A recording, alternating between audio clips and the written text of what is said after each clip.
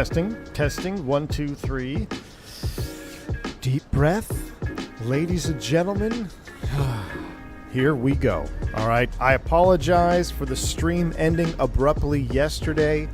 All the good things I said about AMD are hanging in the balance. They're hanging by a thread.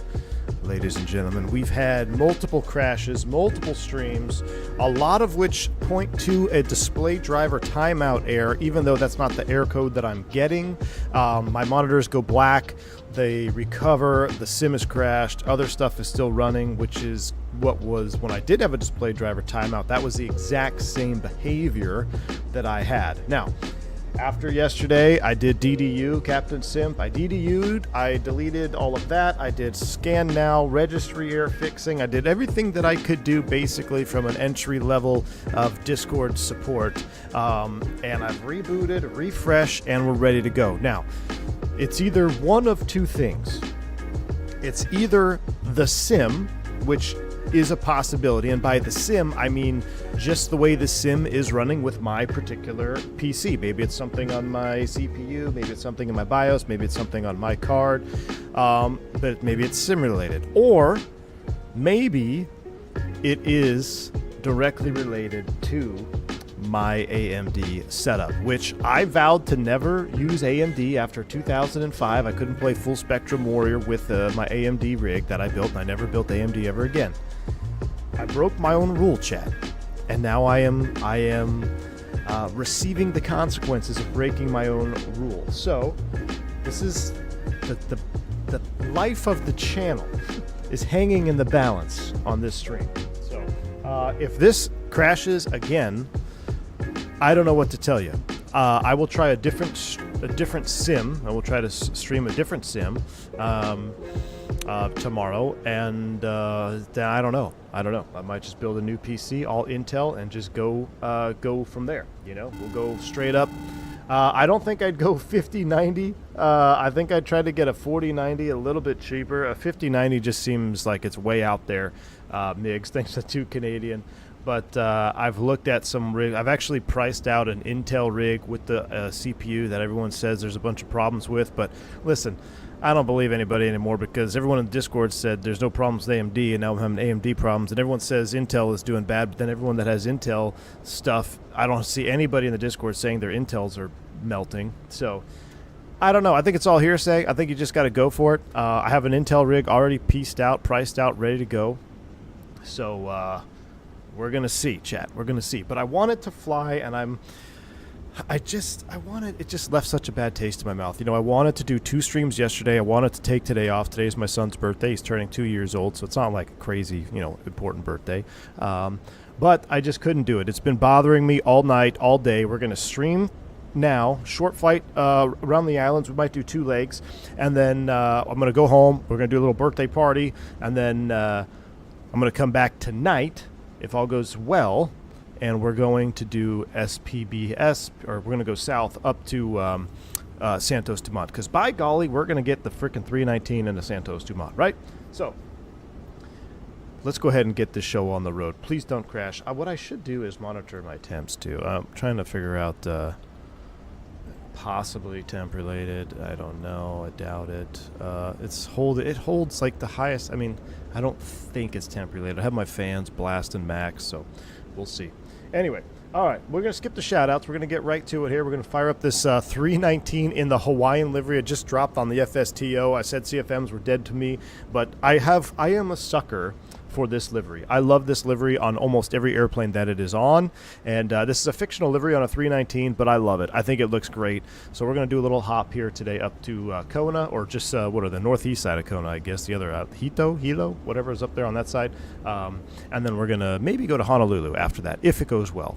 So let's enjoy the day. Oh, let me connect to Iveo Premium. I forgot to connect. I don't think anybody's on anyway. It doesn't matter. Let's go. Let's connect.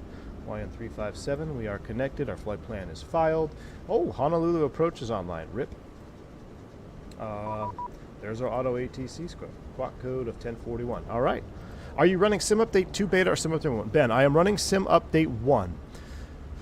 that is also another option, is doing the Sim Update 2 beta. I understand that there are a lot of issues with it, but I also understand that some people, like I said, hearsay. This is like, I equivalate everything I hear in the chat and the Discord to what we call dock talk when we're fishing, right? So competitive fishing tournaments, we call it dock talk. Oh, at the dock, I caught this. Oh, I caught him on that. I caught him on that. Oh, I had this in practice.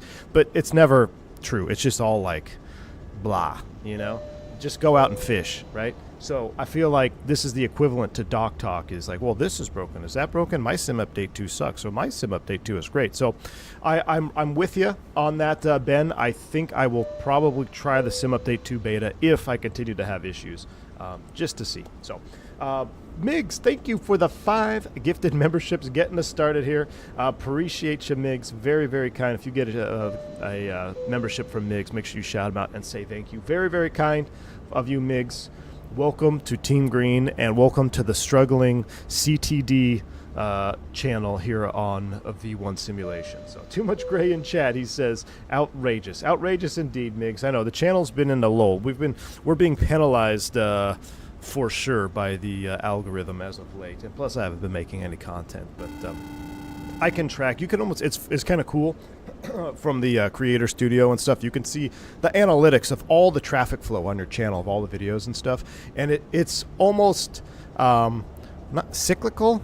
Like, you can see there's almost a pattern to it, right? There's peaks and valleys, and we are definitely in a valley right now. So I appreciate the support, Migs. And again, if you feel bad for me and you want to help a struggling CTD content creator here, just hit the like button, because that's the best thing you can do to help me out. So appreciate you again, Migs. Let's go ahead and fire this puppy up and have ourselves an enjoyable sunset. Look at that. That's why we fly, chat. That is why we fly this sim. Look at that beautiful sunrise here. All right, here we go. Sounds are up. Let's power up the aircraft. Let's go battery 1, battery 2. We'll get you juiced up here. Oh yeah, screens are coming to life. We can hear the whining of the gyro. Lucas, what's up, my man? Good to see you, dude. I can't get community planes to work with Sim Update 2. Uh-oh. It always wipes the community folder. Lucas, I believe that is related to you not having a custom community folder path. Try setting a custom folder path for your community folder, and then try. What's up, V1? Just passed the commercial check ride. Good to see the stream again. Carson, well, congratulations, man. Commercial check ride in the books. Very awesome, dude. Congratulations, my friend. Thanks for checking back in with us. Yep, we're going to try to stream and have a good day, man. But that's awesome. Congrats, dude. Blackbird Controls in the house. Blackbird Controls was, he was actually a mechanic for the Southwest 727 back in the day, and he's making excellent flight control add-ons now for the Honeycomb Bravo. Good to see you, Blackbird Controls. Pulling at my heartstrings with the begging. Shame to see big stream struggling. So, oh no, I don't want to. Well, it's either begging or ranting, and I feel like begging is more politically correct. You know what I'm saying? Because I definitely had some choice words off stream yesterday. So, but we're not. We're just chilling. We're having a good time. It's going to be a wonderful stream today. I'm in a good mood. You're in a good mood. Blackbird Controls is here. You're going to be seeing some Blackbird Controls tomorrow, folks. So if you are still don't believe me about Blackbird Controls being the best hardware you can buy for Honeycomb Bravo, just hang tight till tomorrow, and you're going to be impressed. Jeremy Harvey, good to see you, man. We should change the words of sale to blame it on my AMD, baby. Jeremy, that is funny, man. That is really funny, Jeremy. I think we should. Jeremy, can you rip that? And oh my goodness me. Blame it on my AMD. That's it. All right, here we go. Fire test. We'll boot it up. Carlito dropping the 5 gifted memberships. Carlito, my man, thank you for the 5 gifted subs. Man, I really appreciate you as well. Thank you so much for the support. Again, if you pick up a membership from Carlito, make sure you shout him out and say thank you. Spreading the love at V1 Nation, man. Spreading the love. AMD anyways. Microsoft dead? I don't know, Andy B. I don't know. We'll see. Doesn't he also sing maybe I should... Something like that, Oscar. Something like that. All right, we got our flight plan in the box here. Let's go ahead and load this thing up. We're going to be operating this flight as Hawaiian 357. Cost index, we're going to go 25 on this one. Pretty low. Flight level 270 headed over there. Ground temp is 23. Let's see. Let's get this flight plan loaded. Departure 21 Lehigh direct. So we're going to be blasting off 21, I guess. No SID, insert direct to Lehigh. Very short flight plan all the way down to Ito, PHTO. Coming into PHTO, we're no star, no approach. So we got runway 21. We'll just throw in the ILS 21. VOR Alpha 21. Well, I guess we'll put the RDAV 21 in there. No star, approach via. Well, now I've had my curiosity. Let's go ahead and begin loading the aircraft. We'll do 8-minute loading here. Let's come over here and take a look at the star, because I'm not sure the approach in here into Hilo. What do we got? What do we got configured over here? RNAV 21. I don't think I've landed 21. We'll take it off of Arbor. All right, we'll take it off of Arbor. Full procedure, since we don't have a star. That's loaded up. Beautiful. Secondary. Let's do a quick. I'll tell you what. Yeah, we'll just come back right to here. I was going to say do Honolulu, but PHLI is fine. Sometimes, you know, if you're really close to an airport, for a good example is taking off out of Burbank. Instead of putting Burbank, we would do Burbank LAX, because you're not going to return to Burbank if you have a failure. So, unless your wing is about to fall off because of fire. So, even then, I don't know. You might just go straight ahead instead of trying to land back at Burbank. You might be better off. All right, we'll put the 35 ILS in there. Whoa, we got the super chats for days coming in here. What do we got going on here? Let me get this loaded in real quick. 040, temperature 23. CRJ is out today. Are you guys flying the CRJ? So I looked at it, $47. Unless you already have it, but I bought it on Marketplace like Cali Simmer, so I made an oopsie. But I thought everybody bought it on Marketplace because that's where it was when it came out. I guess there's some way to take pictures of it and send it in. I don't know. I'll have to look at that. You guys let me know if you think the CRJ is worth it for me to investigate.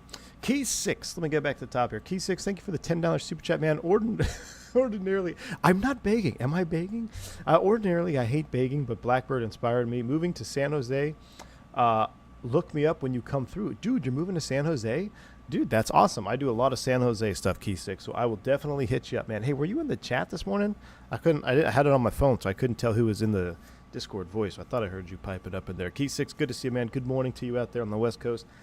Don't have any San Jose for the rest of this month, unfortunately, but I definitely tend to fly that direction. So thank you for the $10 super chat, man. Enjoy the move. Hopefully it's a smooth transition, and good stuff, man. Good stuff. Syntac with the $5 super chat. Syntac, very kind of you, sir. Thank you for the support for the 52 years. I can tell by your badge there. You've been around the channel a long time. We need a 73200 and a good 717 in Microsoft 2024. Man, Syntac, you can say that again, dude. I have been itching to fly. You can't believe I'm about to say this. I've been itching to fly some Boeing. We just haven't had it in 2024 yet. So PMDG, where you at? 717 would be nice. DC9. I've been waiting for the DC9 to get an update. DC9 hasn't had an update. So, you know, I can't fly the DC9 either. But anyway, thank you, Syntac. Appreciate you. Looks like our fueling is done. I'm going to go ahead and get this fired up here, get the APU up and running. Delta Fan 311 with a $2 super chat. Hey, Delta Fan, thank you so much for the $2 super chat. Look forward to Hawaiian 321 Neo Ops. Yes, sir. Yes, sir. Phoenix A321 Neo Ops. Can you imagine when that day? Oh, look at that beautiful sunrise. As I pan the camera away from it. But absolutely, man. I am super excited for the 321 Neo and just all of the Neo from Phoenix, because the Airbus is my baby, man. So being able to have fully simulated Neo stuff, we can really dive into the unique, minute differences that I'm sure will be modeled by Phoenix. So I am very much looking forward to that. Lucas Bunkton, I thought you said no supers today, man. Lucas, thank you for the 10 gifted memberships. Very, very kind. I haven't forgot. I haven't forgot about the Santos Dumont. If all goes well, asterisk. If all goes well on this stream, Lucas, we're going to get into Santos Dumont tonight, all right? It'll be sunset stream, I think, by that time, which will be pretty cool. So Santos Dumont, sunset. If all goes well today, make sure you tune in for that because it's going to be pretty epic. Wow, can we just sit here and enjoy that for a minute? But thank you, Lucas, for the gifted subs.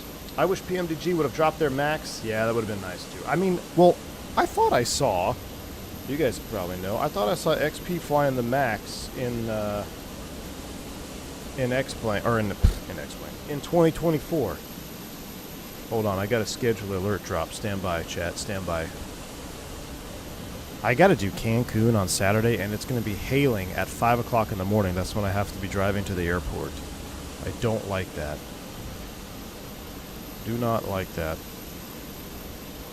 Let's see, the 15th. I'm sure it's gone by now. Yeah, it's already gone. Gross. Dang it. What trip was that? I would have loved to pick that one up.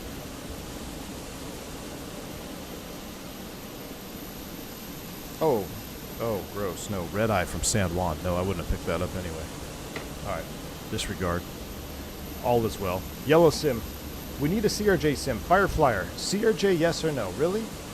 Do you guys really like CRJ ops? I mean, I love the Boris audio works. Don't get me wrong. All right, let's go ahead and get terrain up. We'll go VOR here, constraint mode. Timer's been running. We'll go ahead and disconnect that. We'll get the bleed on. That looks good. Overhead panel is set. Oh, one thing I forgot. We'll get the seatbelt sign on. I believe boarding is done. Yes, boarding is done. So let's go back to the mass and balance. Now, Honolulu approach is on. Am I under his umbrella? I'm not sure. Let's close up the cargo doors, get rid of the stairs, get rid of that door, get rid of the GPU, close that door, close the chocks and cones, send those numbers to the McDo, perf takeoff, runway 21, sync the final, Toga, yes, packs on, sync live. You know what? Maybe we've been getting crashes because we've been doing packs on takeoffs. We'll do packs off. You get a freebie today, Chad. Freebie today. Packs off, sync live, calculate. 18-20-26 Toga. We are going to blast off in about 1,500 feet.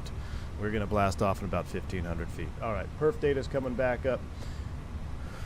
18-20-26, flap 1 up 1.0. We're going to change the thrust reduction to 1,000 feet or else we're going to blast through everything. So we're going to go 1,000, 1,000. We'll call it 1,000 over here. Probably should have been 1080, but that's fine. Close enough for government work. Everything looks good. We've got our company Massagey over here. Let's pull this in. This will be our load sheet. Migs, thank you so much for the 10 Canadian, man. I appreciate you, sir. We got 5 non-revs on board this morning. Everyone's commuting into work. Sounds good. Mix, thanks for the 10 Canadian. The good news is CTD or no CTD. Us V1 diehards aren't going anywhere. Just send up the Barry Seal signal into the clouds and the circle of thrust will heed the call. I know it, Mix. Oh, trust me. I know it, my man. Appreciate the support. Thank you for the $10 super chat, man. Very, very kind, Migs. Cheers to you. Barry Seal probably happening Saturday evening if I survive my Cancun turn. So keep that in mind. Keep that in mind. I'm outside Honolulu approach window. I'm good. Thank you, Diabetic Lad. Thank you, thank you. All right, Captain, the recent Windows 11 24H2 has been reported. Game crasher, yes. I don't have it installed. I've paused. I always pause my updates. So I after I did all my driver wiping and stuff, I attempted to do Windows update, see if I was missing anything, and it started to download 224H2, and I said, nope, delete, not doing you, pause you for another week or whatever it is. So, yeah, I don't do Windows updates when they want me to, which you guys always say, well, you should always keep your system up to date, and then everyone's like, oh, well, the current drivers all suck. I'm like, well, maybe you should keep them up to date, you know? If it ain't broke, don't fix it, chat. That's my method, and that's what I'm getting back to. I'm going back to the OG V1 status. No more of this updating. If it's working, I'm not fixing it. All right, I think we're ready to go. A-Rot's in the house. Hey, do you need any more help on the trim? Or are you good to go, man? I think you've got it figured out, right? So up 0.1, so technically, well, we can't set it right now. But, so we don't have a true THS number readout in our perf data, do we? Does it tell us in the CG wheel what our trim should be? It only tells us 1.0. 26.7 maybe?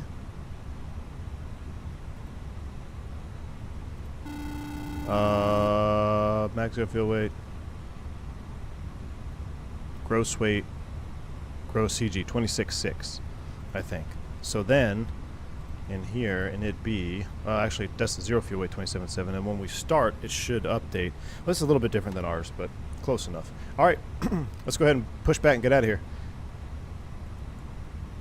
And where are we at? What airport is this?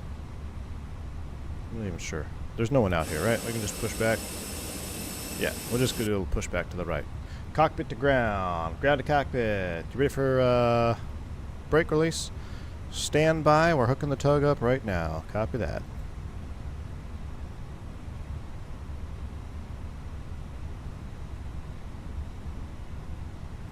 Cockpit to ground. Release brakes. Brakes release. Clear to push. Here we go.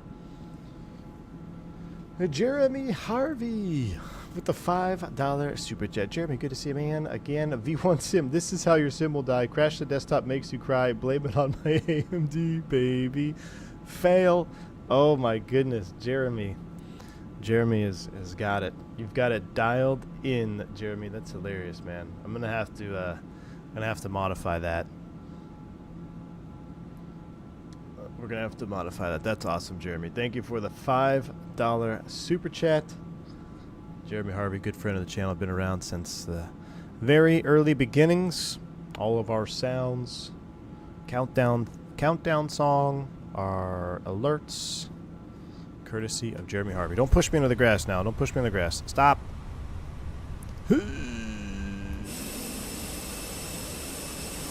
Cockpit to ground. Push complete. Set brakes. Brakes are set. Verify. Ooh, triple indicator is not in the green. So, chat, the electric pump's coming on. The electric pump on. We're going to juice this up into the green, and we'll start them up here. There she goes. We're in the green. All right, clear disconnect. Show me the pin out front. We're starting them up. Have a good day. All right, here we go. Engine mode to ignition start. APU bleed is on. Now, this is a CFM engine startup, so we got to turn up the sounds to 100%. So here we go. Shh.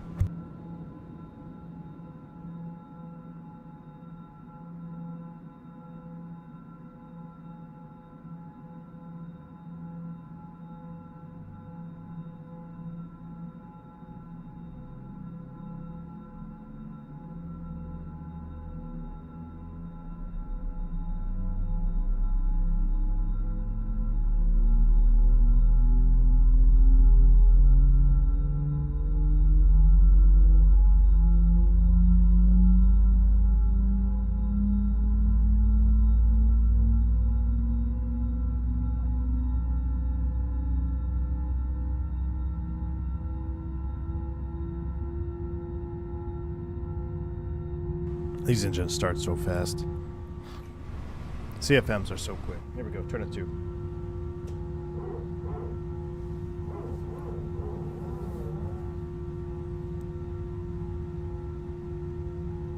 Shakovic, probably, yes.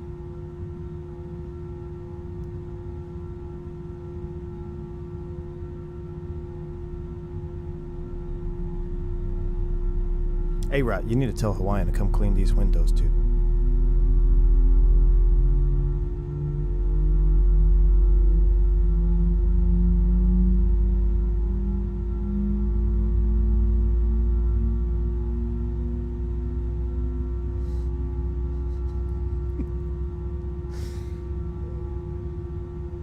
I don't know, Andy B. I don't know. It gets me every time. Is that COVID? I think that's a mix of COVID and monkeypox on the window there, man. That's some nasty stuff. We got two good starts. Engine mode to ignition start. That's coming there, or back to normal. Flaps 1. That's the tropical disease special. All right, flaps, we'll config 1. We got to figure out where runway 21 is. So just like yesterday, we're going to go ahead and do, oh, I left up. We're going to do APU on for takeoff. We're going to do packs off takeoff with APU bleed this time. So this will be the normal procedure for an APU, or excuse me, this will be a normal procedure for a packs off takeoff on this one. All right, flight control check. Here we go. Full up. full down, neutral, full left, full right, neutral, rudder, full left, full right, neutral. Trim needs to be up 1.0, so watch this. So this is not how you set the trim in the airplane, because that's how you go off the end of the runway. So we've got 1.0 up, but that should be roughly 27.7% CG set, right? So if we go to the fuel predict page, our zero fuel weight is 27.7.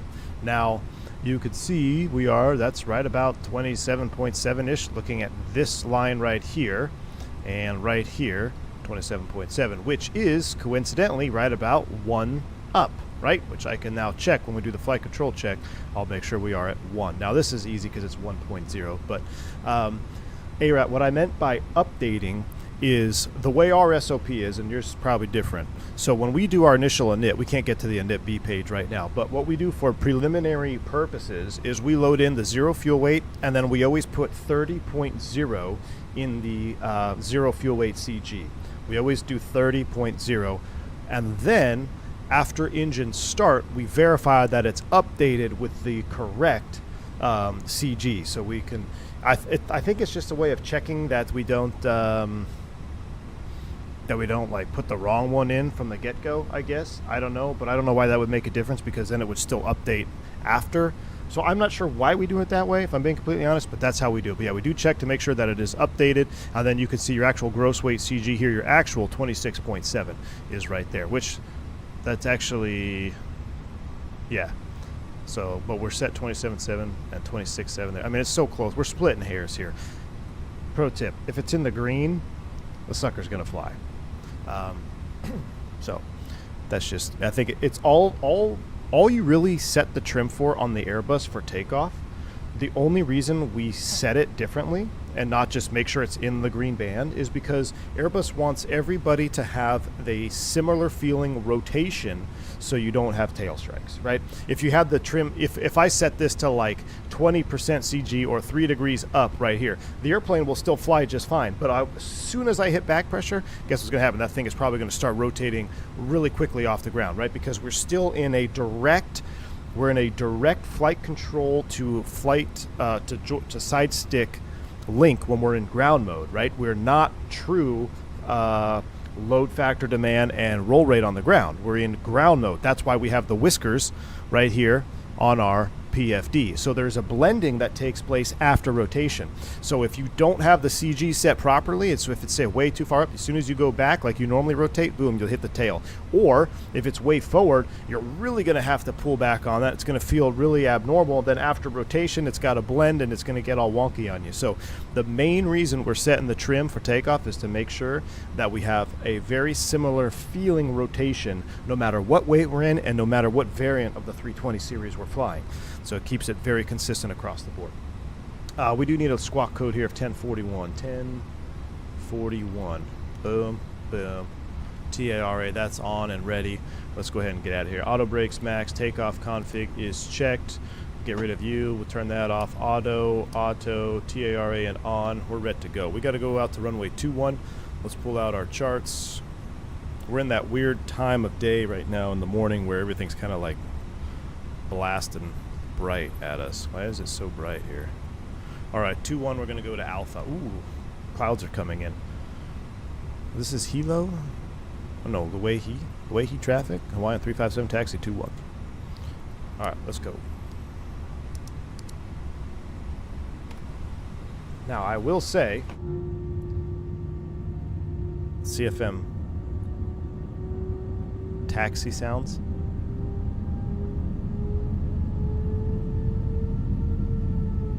I feel like the 21 is better. 321 CFM has got a little different whine. I don't know, it's still pretty good. Does the blending happen different in the Neo? Jeremy, it used to. I'm gonna be completely honest with you, Jeremy. So in the CEOs, it was a different way of blending from rotation to flight mode. But when the Neos came out, they had their own method. But since then, Airbus has modified the software on the CEOs so they all feel very similar.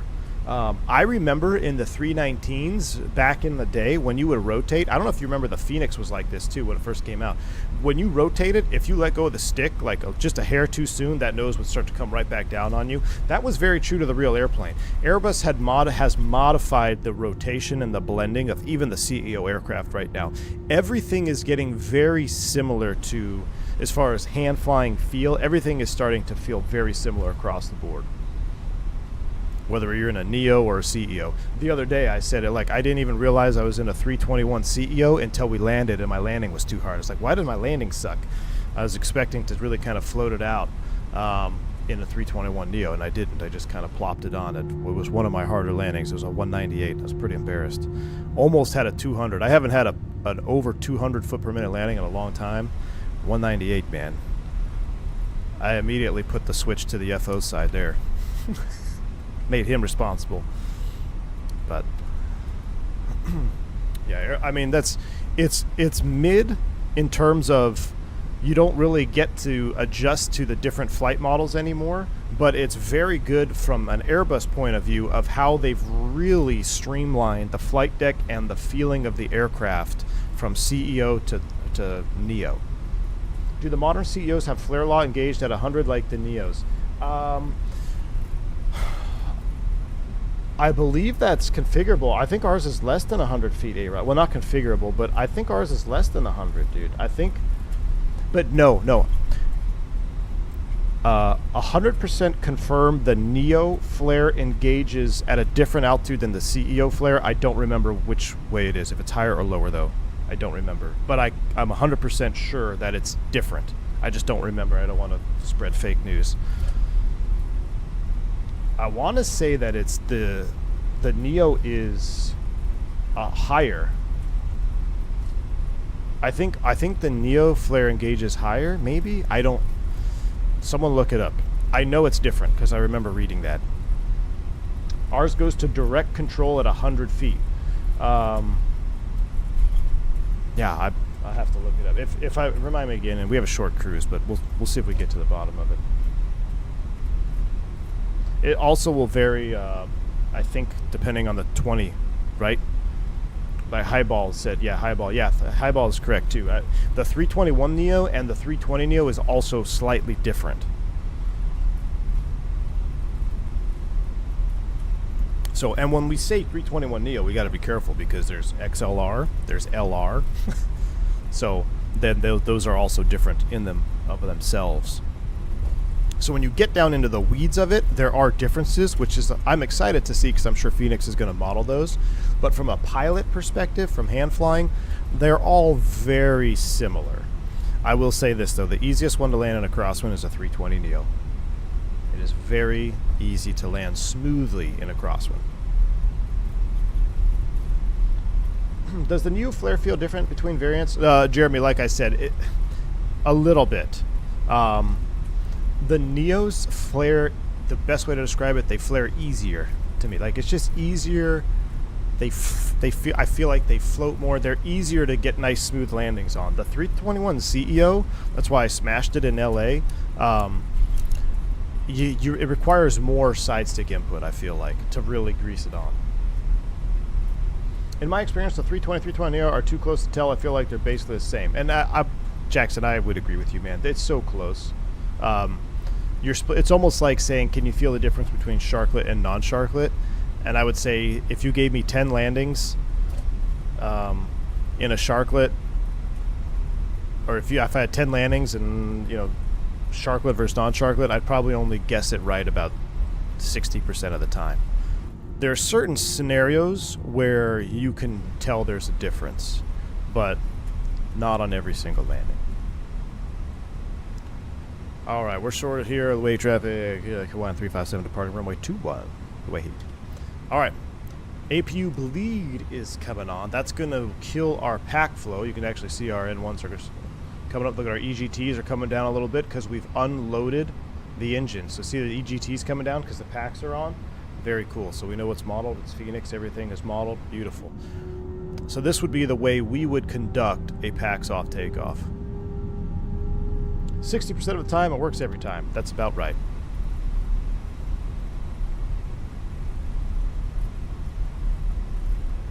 Yeah, the trees are slightly different, Victor. Yeah, they are.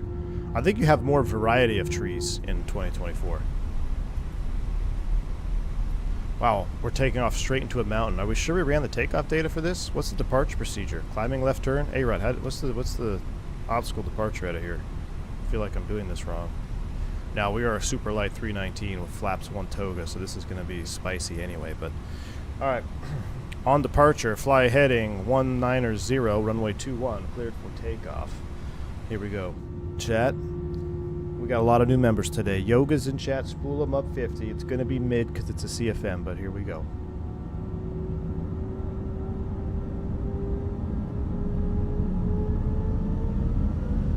Yoga.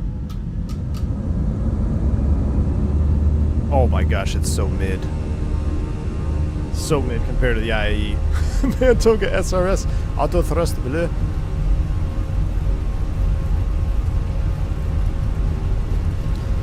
Thrust set, 100 knots, check. V1, rotate. Positive brake, gear up. Navin, fly with. Oh, we're not navin. Don't do that. Don't say things that aren't on the FMA.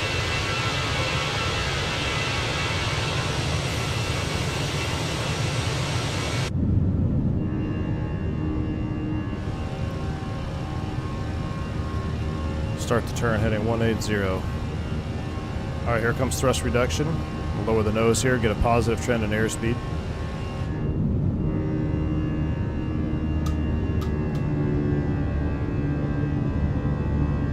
Oof.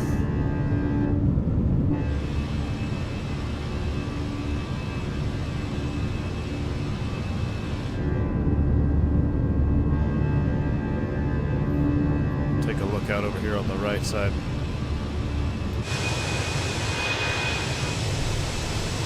Oh, that's pretty, man. Dude, I love the Hawaiian livery. The Hawaiian livery is so awesome.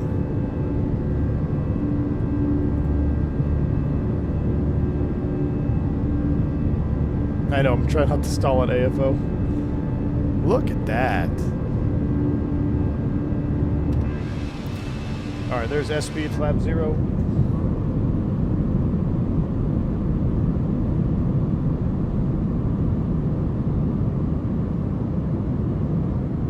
Beautiful. Alright, let's get going somewhere. Let's make a left turn. 130, bank angle check to the left with clean wing. APU bleeds coming off. APU master switch coming off. One would wager to say it's almost real life. AJ Funari in the house. What's going on, man? You're quiet in the background today. Must have a meeting. TJL, welcome to Private Pilot, sir. Glad to have you on board.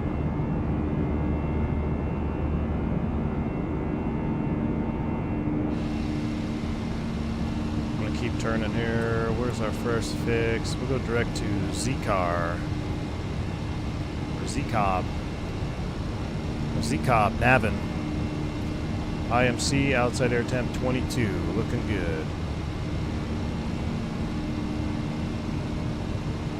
Ooh, a little Hawaiian breakout today.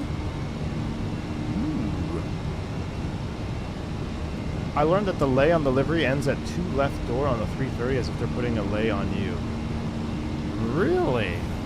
Is that just coincidence or is that for real? That's pretty cool. Good morning, Hawaii. Now, I did wind it back like 20 minutes, but we're close to real time. We're about 18 minutes behind live time because the sunrise was going to be too juicy to pass up. It's designed that way. That's really cool, man.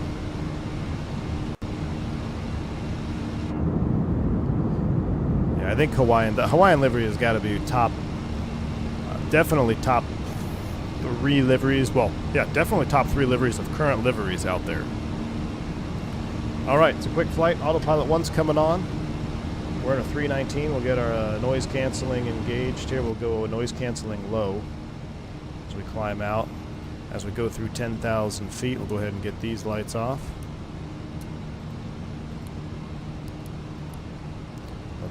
Let them know we're at 10K. Chris Levin, 53 months. Good to see you, man. Thanks for the support. Long time, 53 months. Best looking livery in the U.S. Also default airports EU. Hey, With my current issues of CTDs, Chris Levin, I am, default airports are the least of my worries right now, my man. But appreciate the support. I do agree it's one of the best liveries out there in the U.S. right now. I don't know what would be better. What is better than Hawaiian? The current liveries in the U.S. I don't think there's one better, to be honest with you. The current livery selection is very mid in the U.S. right now. Very, very mid. Gramps Aviation, I'm trying, man. I did some driver wiping, I did some fixing, and we're just kind of stress testing it today. I've never had a single CTD with my pure AMD rig. Crazy you're struggling. I'm struggling, Airbus Geek. Maybe it's because all those years I was saying that it was bad. I don't know. Southwest has more color than anyone besides Spirit. I like it. Sam, I'm be honest with you, man. It's a hot take. I don't love their current livery, dude. I think their Canyon Blue one was better. I think the current Southwest livery is their worst one. I'm not saying it's bad, but by the standards of Southwest, I think their current one is my least favorite. I do like, Sam, their like special ones. The ugly Spirit's probably the ugliest. It's up there, man. It's up there. When it first came out, Shakovic, and I saw the yellow, I was like, that's ugly. But I'll tell you this. When you see like 12 Spirit planes all parked together, like whether you're going into a hub like a Lauderdale or something, it looks pretty cool when they're all parked together, man. I'm not going to lie. It's pretty cool. It's different for sure, Aaron. It's different for sure. It grew on me. My favorite Spirit livery of all time, though, was the grayscale, obviously. I wish that stayed around. Ugliest is Delta. I would agree that is up there with the ugliest. Top, yeah, it might actually be the ugliest, A-Rod. It's so blank. Now, that their current, what is that, like their retro, not retro, their special livery they had that broke, that's why they covered it up already. They had a 321 that had a special livery with the blue and stuff on it. That looked really cool. But it broke on like the first day on the line, so they covered it up. That was pretty funny. Seeing a line of Spirit planes reminds me of going to school. A bunch of school buses, Bills Mafia. Yeah, man. Dude, I was landing in Chicago, and the Spirit terminal over on the Y, or what is it? They're southeast of the Y, so out there by the hotel. Well, yeah. There was like the whole terminal. You could see it from a mile away. I was like, what is going on? Why are there so many Spirit planes there?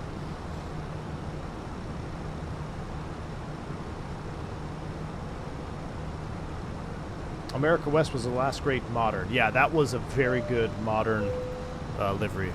There's 18,000. Let's go ahead and set standard. Standard set once, twice, and thrice. Canadian in the house. Mr. Canadian, how you doing, my friend? Guess who's going? PIC, PE10 ground school in May. Ooh, buddy. 15 months. What a commitment. What a commitment indeed, Canadian. Man, you're crushing it up there, dude. That's awesome. Keep putting in the work, man. I know you are. That's awesome. PIC time. Ground school in May. Congrats, dude. Make sure you keep us updated. Keep posting your little special glasses stuff. I love watching it. Dougal's in the house. What's going on, man? Only just in due to a sick dog to the vet. Oh, no. What happened yesterday, boss Dougal? Let me turn my noise canceling down to medium here. Oh, I feel for your dog, man. I hope everything works out. Hopefully it's nothing too serious. Doggy stuff pulls at the heartstrings, man. But yesterday we had another CTD Dougal. I'm not quite sure what to pin it on. I did some driver wiping. I did some other stuff. So the only thing I can do is get back in it and give it a stress test. So that's what we're kind of doing right now. But yeah, we had a driver, not a driver. We had some type of graphic error. Killed the sim. Do I like the Virgin America, everyone? It was okay, Av Apollo. It was okay. U.S. Airways, well, yeah, it was white diabetic line, but it had the blue and the solid tail, so that was it made up for it with the striping. There are, I'll say, Aaron Murray, JetBlue has some cool ones. JetBlue has some cool modern liveries. They do. AFO, you're upgrading to Twatter PIC? Dude, very cool, man. Very cool. Yeah, the Heritage livery builds Mafia. Yeah, Heritage liveries are my favorite because they're Heritage. Short flight, it's been smooth. We'll go ahead and kill that seatbelt sign now. You're free to move about the cabin. Start your inter-island service. Ultra Swift, we have not talked about the new Korean livery. I haven't even seen it. Are they getting rid of the Pepsi looking thing? America West Phoenix Sun 75. I have a model. Excuse me, I'm choking. I have a model of that airplane. I actually flew on that 75. I flew on that America West 75, man. Good livery for sure.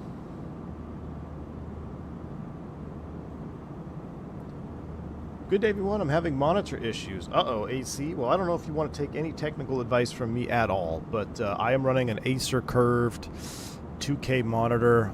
I don't know if it's 27 inches or whatever the size up is from there. It's a decent sized monitor.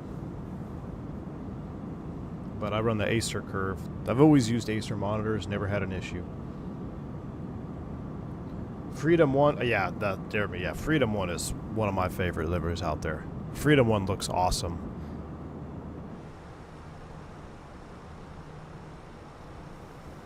They remove the Pepsi colors on the new Korean? That's not good. That seems kind of mid.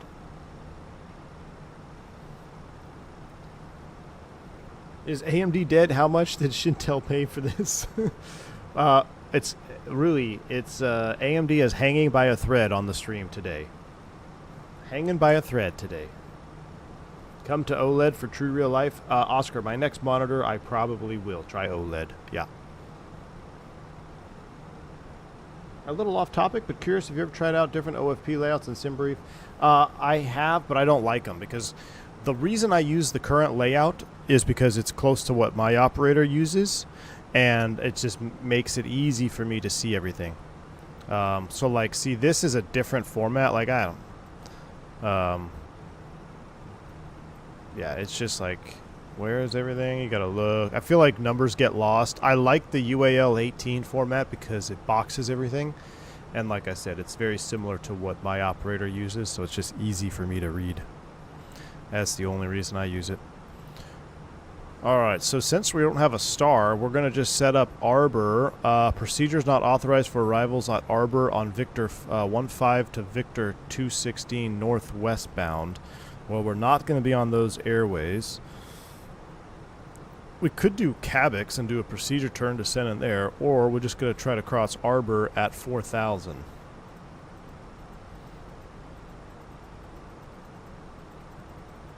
Actually, Arbor, Ken's, let me see, there might be some terrain out there. It's a short flight, so we're going to stay ahead of everything right now. No, that looks fine. Ken's is at or above 4. Let's do this. Let's make Ken's a hard 4,000. That way we'll just know we'll be on it. Ken's at a hard 4. And while we're looking at it, let's put the minimums in there right now. LNAV 440. So remember, it's an LNAV, which is an MDA, which means we must do addition. So 440 plus 50 is 490. I don't know. Do you guys do that, A-Rot? For a straight RNAV? Magnetic winds down there. Let's go ahead and get the environmentals. Arrival winds 240 at 8, 10, 19, 240 at 8, temperature 19, and QNH is 3,000. Uh-oh, Miss V1 in the house. You guys haven't started the birthday party without me yet, have you? Little birthday stream. My son. Oh, look at that. There's A-Rot's commercial right there. Look at that. Dude, is Hawaiian hiring, dude? I might have to submit my app. That's a sick livery. I love it. So this is my favorite. I've decided, chat, this is my favorite livery in the U.S. right now. Done. What did Miss V1 say? I saw her little thing pop up. Getting a little large for coffee delivery, but I'm here in spirit. Hey, what's going on, Miss V1? Well, I walked over. I got a little vanilla latte this morning. Miss V1 made the coffee this morning, and it was A little substandard, I think. Thanks, hon. We're good. Are you guys going anywhere? After this stream, I'm going to head home. We'll do cake and party, and then I'm going to do Santos Dumont flight. So why do you want to work for us? I like the paint scheme. I think that would get me hired, don't you?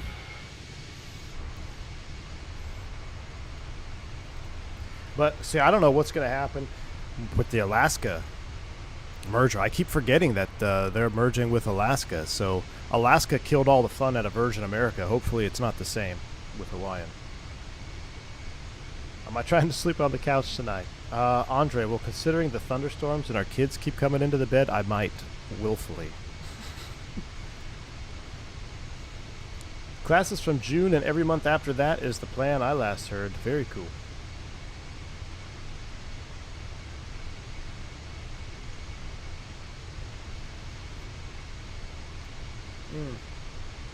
Canadian says we don't because we do CDAs instead of SCDAs, which basically means we go down to the MDA, ride the MDA to the mist. Yeah, see, it's because you're flying slow airplanes. In a jet, the VDP is going to be your mist. Because if you can't see it at the VDP, then you're going mist anyway. You can't ride it all the way. You can't ride the MDA to the mist approach point and be in a normal position to land. Foodari in the house with the $3 super chat. Good news, V1HQ probably still has the COD. It actually doesn't, AJ. Thanks for the $3 super chat. It actually doesn't. I need to get it. I need to get it in here though for some long haul stuff coming up. Maybe. Man, I know it's a short cruise, but this is some juicy weather. Uh oh, I just hit the mouse DPI scaling thing here. There we go. That looks great. We got party stuff, but no party until V1 is home. Y'all enjoy. Yep. I'll be home after this. Might do a second leg to Honolulu, but have them do early naps. Dallas weather ain't bad right now, but I keep getting the Beamer in the garage the next 2 days. Yeah. Yeah, Andre, I put my truck under the awning last night, too, just to be safe, because we had some big storms roll in at like 5 a.m. It was hailing. It wasn't very big, though. It was probably only like penny-size hail, maybe pea-size. But the worst part, Andre, is Saturday, and I really want to drop my Cancun turn next weekend. So I'm going to do this one on Saturday, but the 35 corridor is supposed to be getting slammed at 4 to 6 a.m. on Saturday morning, and that's when I'm going to be doing my drive to the airport. So we might have to do a fly-along challenge, a landing challenge. Zippy, are you here? So the way the landing challenge works is you fly the same exact flight. You have to fly it at the same time that I'm flying. And you have to screenshot your landing foot per minute. And I have to see it. It has to be verified. And if your landing rate beats my landing rate, then you win. I forget what the pod is up to.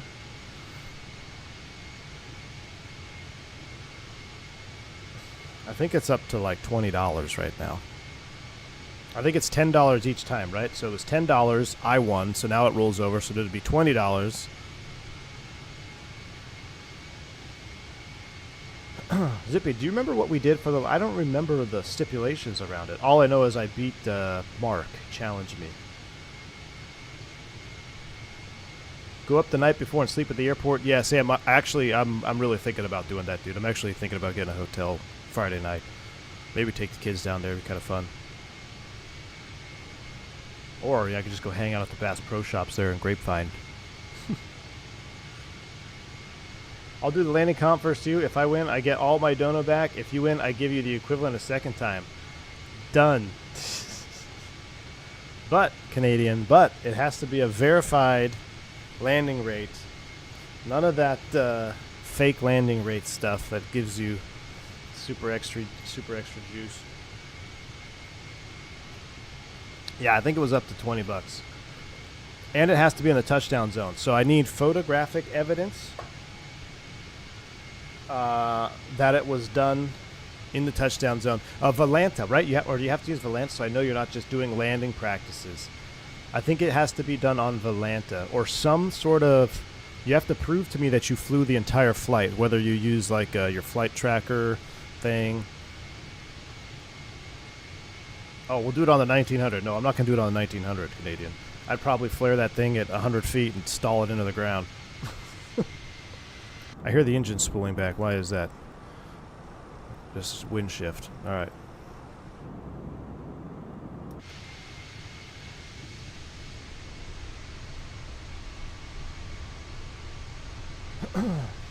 Have you thought about doing another 320 tutorial series? Gabriel Johnson, I have. Kind of like I was explaining yesterday, the juice just isn't worth the squeeze, man. The amount of time it takes to make a high-quality tutorial video, it's just not worth it time-wise. Time is very hard to come by right now for me, and to do a video, record it, edit it, you know, it would take a couple days, at least a whole day to do one video, you know, depending on how long it was, right? To make a high-quality video. I know there's some people that just hit record and you basically just walk through a flight with them, but they do it on video instead of live because they're not very good live. I just don't want to do that.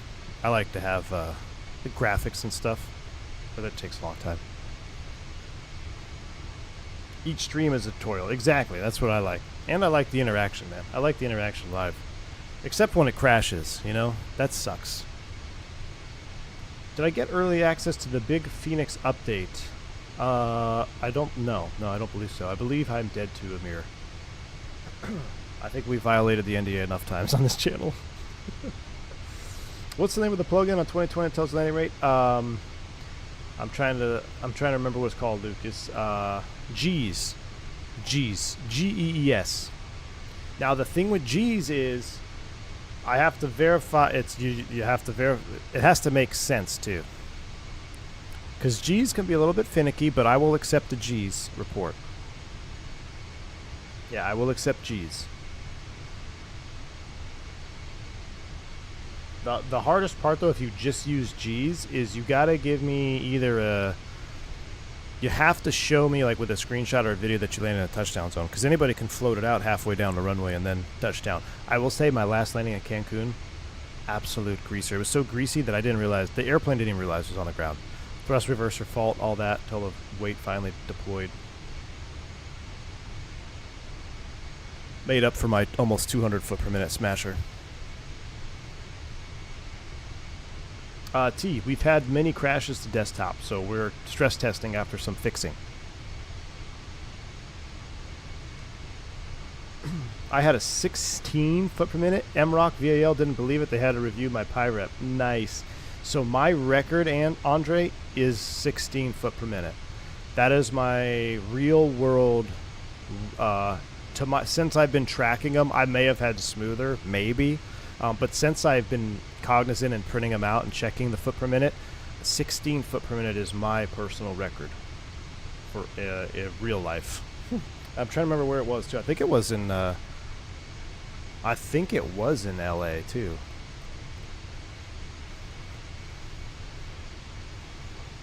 I had a 16. So my last trip I had a 198, a 106, and an 18. So at least I trended the right direction. How do you check that IRL? Spoozy. So in our Airbus software, you can check on the AIDS data page, and you can go to reports, and we print out a load 15 report. So the Airbus will print out what's called a load 15 report if you have a hard landing, which by Airbus definition is 850 feet per minute and over 2 Gs at the CG, over 2 Gs, or no, over 2.2 Gs, or over 2 Gs at the CG point. That will trigger a load 15, and it will automatically print. So if you land really hard and the printer starts printing off some paper, ruh-roh, that means you had a hard landing. Now, let's take into consideration 850 feet per minute is very, very hard. That CRJ, almost 1,200 feet per minute. That's crazy. And what's crazy about it is it did not look that hard from that first angle. Now, the angle from behind the CRJ, when it goes over the fence and you kind of see it go right over the top, that one it does look hard. So it just shows you the angle at which you see things can really play tricks on your eyes. What would you say my average foot per minute is? I would probably say Eastern, like for real world landings, I'd say it's probably in the 60 to 100 foot per minute. I'd say that's probably my average. I'd like to say it's, you know, like 30 to 80, but I think that might be giving myself a little bit too much credit. It's probably around the 60 to 80, 60 to 100 in there. As a passenger, the smoothest landing ever was on JetBlue 320 at SFO. Hardest was the Southwest 73 at San Jose. Joe does stuff. I remember a very specific, a very hard landing in San Jose and Southwest as well. There's also a video of a 737 Southwest landing in San Francisco where they say Batman and Robin has landed the plane. I was on that airplane. But it's not my video. I just saw somebody a long time ago sent it to me, and I was like, wait, I'm pretty sure I was on that flight. I remember that. Unless it was just something that the flight attendant said, which is also a possibility. It could have been they say it every time there's a sort of hard landing, so maybe I wasn't on that exact flight. But I was on a flight landing in San Francisco, smashed it on. You could feel the, like, I don't know if they were trying to make the first exit or whatever, and then they were like, well, Batman and Robin. As soon as Batman and Robin get the airplane to the gate here, it's like... Yeah, I've also had a very hard one in the Airbus. I've witnessed a very, very hard one. I've had a hard one myself. Is it easier to land IRL over sim? My average is 178, and I feel like I'm greasing it. Yes. I mean, well, here's the thing, Eastern T3. I don't necessarily think that's the problem. I think the landing rates that we have in the sim are just all fake. I don't think they're very accurate. Because the way that the Airbus measures it is actually foot per second in decimal form, and it shows you a trend. It shows you 3 seconds, or it shows you 1 second before, 3 seconds, 2 seconds, 1 second at touchdown, if there's a bounce, and the G load. What's crazy, what I know is incorrect, is all of the G loads that we see in Volanta and G's, they're all incorrect, because you can't land, my softest landing, like 16 feet per minute, it was still like 1.12 G, okay, which is pretty soft, but you're still at 1 G. On approach, you are at 1 G, so you can't land at 0.8 G. It's not possible. So the G computations that we see, especially with the program called G's, I feel is definitely a little bit skewed. But what's also interesting, speaking of G's, is I have had landings where the foot per minute rate was greater, but the G's felt like on your body, it actually felt less. So I don't know how that works. Maybe there's a delay, or there's some type of error in the way that the airplane is reading the data at touchdown. What I know is the most accurate is the G loading the airplane's feeling, because that's where the mechanics, and that's where Airbus is going to be able to tell if you're damaging an airplane, is measuring the G forces on the structure. So that's what they care about the most. It's impossible to land under 1 G. G's can be less than 1. Well, yeah, they can be less than 1, but you're at 1 G. Less than 1 G, you're floating. Now, unless G's, the app is recording the additional G load to 1 G on touchdown, I don't know. But yeah, you can't land at 0.5 G, because on approach, you're at 1.0 G.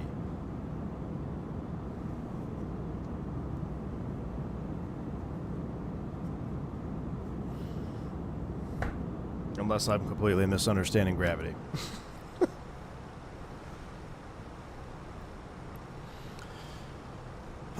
Gus, he says, it's just the terrain rising to you faster than you go faster to the ground. Gus, on approach, what is your G load? I'm flying the airplane. I'm at 500 feet. What is my G load? Is it 0 or is it 1?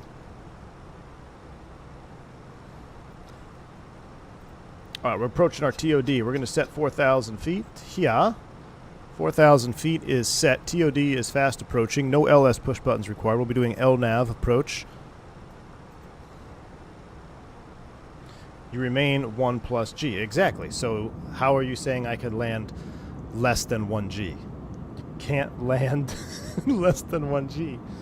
Now, the impact g will be different if, you know, you're landing on a... No, it won't. The ground doesn't move. I don't agree with you. It's easier to get a smoother landing with a downsloping runway, right? Because if you're late, it kind of the air it runs away from you. I've had some real greasers in Atlanta for that exact reason, because you're landing Fort Lauderdale, 28 left, another one. The G's run away from you. So, or the G's, jeez. I'm getting all tongue-tied here. We were talking internal frames, inertial frames. No, we're not talking inertial frames. We're talking G load. 1G means that you're moving at 9.8 meter seconds towards the ground. No, it doesn't. I think Gus is high. I don't think so. Look at that shot. Gus has had too much medication this morning. Where's Fly Navy when you need him? I agree from a physics standpoint that a touchdown with the surface physically cannot be less than 1G. Beef Jesus, thank you. Mickey G, I'm glad you're here. Military aviator in the house. Mickey G, is it possible to land less than 1.0 G? Can you land at less than 1.0 G? Gus is trying to convince us that that's possible, and I'm trying to say no, because on approach, you're already at 1G.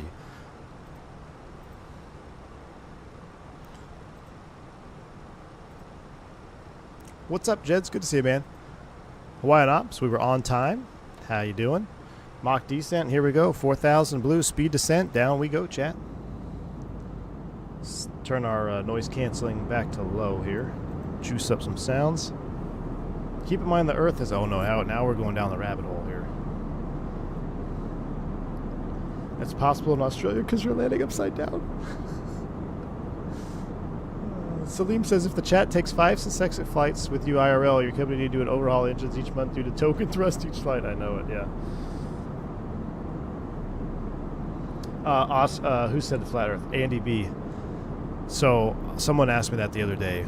Real, like a serious question again. It's like, hey, excuse me, are you a pilot? Yeah. Okay, so I forget. He said something about like when you're flying, do you have to pitch down all the time? I was like, what? He's like, yeah. Do you have to pitch down all the time because the Earth is round? Or because people think the Earth is round? I'm like, no, you don't have to pitch down all the time. I was like, what? And he's like, well, how come when you draw it on a map, you know, it would if you have a globe, you would have to be pitching down all the time. And I was like, look, if you stand on the beach and you watch a ship sail off into the sunset, is the ship getting smaller or does it dip below the horizon? Then you could see the wheels turning in his brain. I was like, have a good day. But Andy B, so the next time someone asks me this, after this conversation, I was talking to my UFO about it, after this conversation, the next time someone asks me about flat Earth, I am legit going to play into it. I'm going to be like, yeah, dude, yeah, we do. Yeah, I'm actually going to use what he said. I'm going to say, yeah, so when we're flying, what people won't tell you is we have to pitch down all the time because, or no, yeah, we don't have to pitch down all the time. So therefore the Earth is flat. I'm going to go with that the next time somebody asks me something about flat Earth. You have to trim down.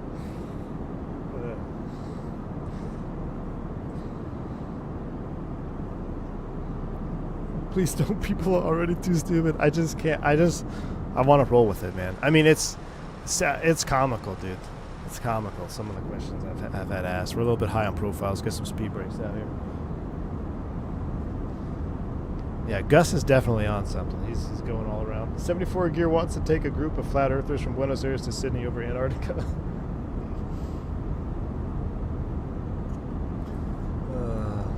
I know, he's trolling. Gus is trolling. What if fly-by-wire does it for you and you just don't know it? Hey, Captain a villain, you're right, man. You might be right, dude. You know what? Maybe, I'll tell you what, I'm going to monitor the trim the next time.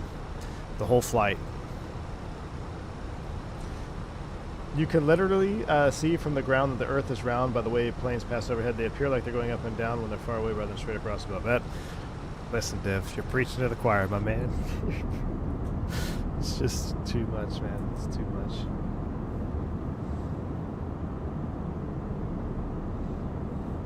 Too much fun on this channel. Please don't crash, PC. Please don't crash. Let me do a temp check here. Please don't crash.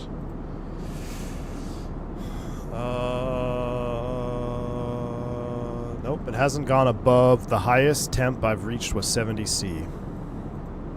It's sitting at 69 right now. So I do not think I don't think it's temp related. What runway I'm taking? We're landing on 2-1 actually, right? Is that what we're planned on? Yeah, RNAV 2-1. PHTO. What's the CTAF here? I'm going to look at the chart, and if it's not what it is on the chart, I'm never doing CTAF again.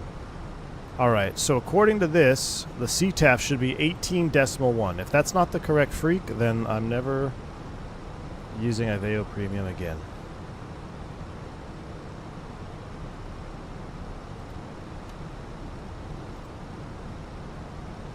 .22 knot tailwind's not helping us out here. Let's keep riding that speed brake just a tad. The Earth is round, you can tell by the way it is. Welcome to Flat Earth Society. We have members from around the globe, from all around. That's good, Carol. That's good.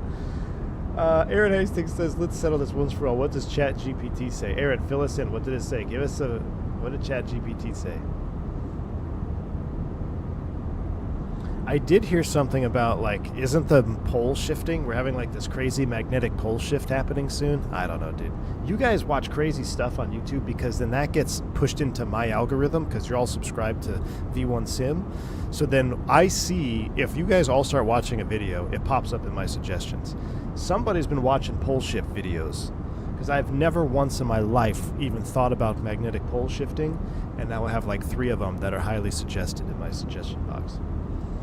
Denalby, what's up, man? Good to see you. 1G just means the force of gravity are equalized, so you feel normal Earth gravity. It does not mean you're falling at 9.8 meters per second squared. True. I agree with you.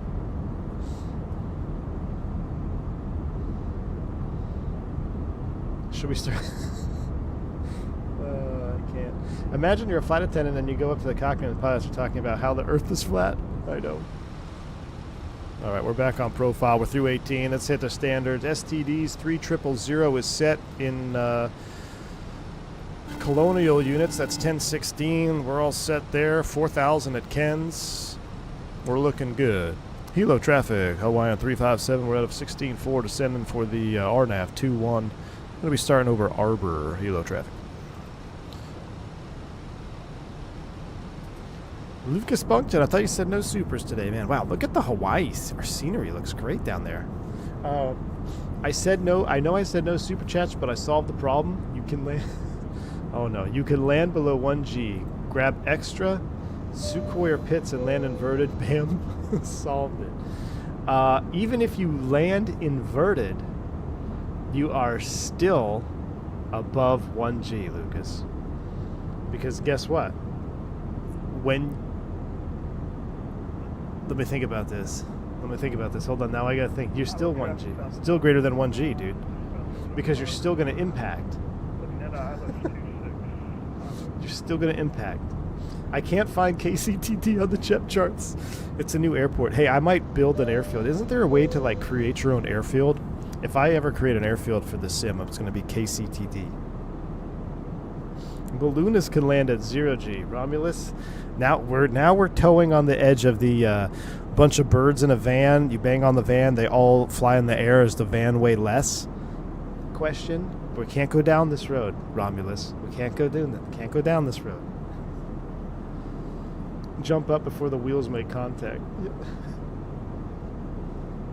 No, if you're inverted, it doesn't, Lucas. It doesn't matter if you're inverted. It's still greater than 1G impact. If you hit the ground, it is greater than 1G.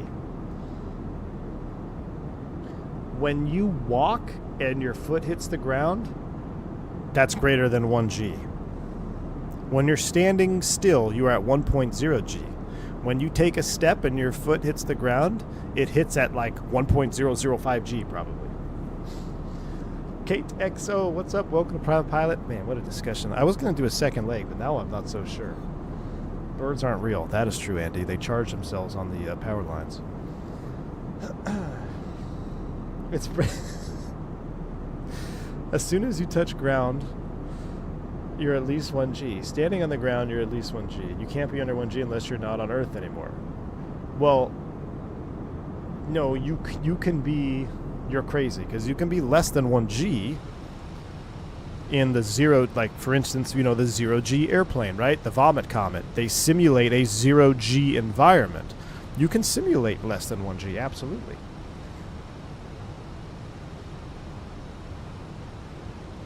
If you hang upside down, you experience negative 1G. No. No. If you're upside down, you're experiencing 1G. It's just your body's upside down. You're still experiencing the G load. It's just inverted on your body. The Earth, gravity does not care if you are inverted or upright. This is getting too much. I can't. If birds are not real, then who is stealing food from my dog's bowl? Oh, dude, Victor Silva. I got a funny story about my dog and this rat. So, we have a beagle, right? And he's a big-time hunter. So we used to have bunnies. And the bunny cage, our bunnies are dead, but there was a bunny cage that still had food in it. And this little mouse would still go into the... It was in the part of the pen where the food was, and it would go in there, and my dog would chase it, but it was so fast, it wouldn't get it. So my dog would literally sit out there and wait for this rat to come and eat, and it would watch it. Eventually, this rat got really, really fat, and it started to slow down. The other day, my dog brought it in dead. He caught it. He finally caught it. After months of watching this little, what looked like a mouse, become an extremely obese rat, finally caught him. But it was crazy to see him adapt, because initially, he did this with squirrels too. He initially would just blast out howling full bore, and of course he's not going to catch them, right? But over time, he actually adapted. He would army crawl, I kid you not. Yes, Miss V1. He would literally army crawl out the doggy door like he was sneaking up on the squirrels. But I mean, he still would never catch them because squirrels are insanely fast, but he's a smart dog, man. Yeah, the mouse got greedy. I know, Victor Silva. It's exactly what happened. Patience provides the greatest rewards. A rat with high triglycerides. Okay, can we land? All right, landing lights are coming on. Let's go ahead and select speed 250. I'm done. I'm done with all you. Let's activate, confirm the approach phase. Activated, confirm. VAP is 128. We're looking for a brick in the stick. There it is. We're going down to 4K. ELO traffic, Hawaii 357 out of 86 to send at 4,000 RNF 21, about 6 miles from Arbor, ELO. We have a border terrier that keeps bringing in dead rats. Not good. That's not good, Dougal. It's not good.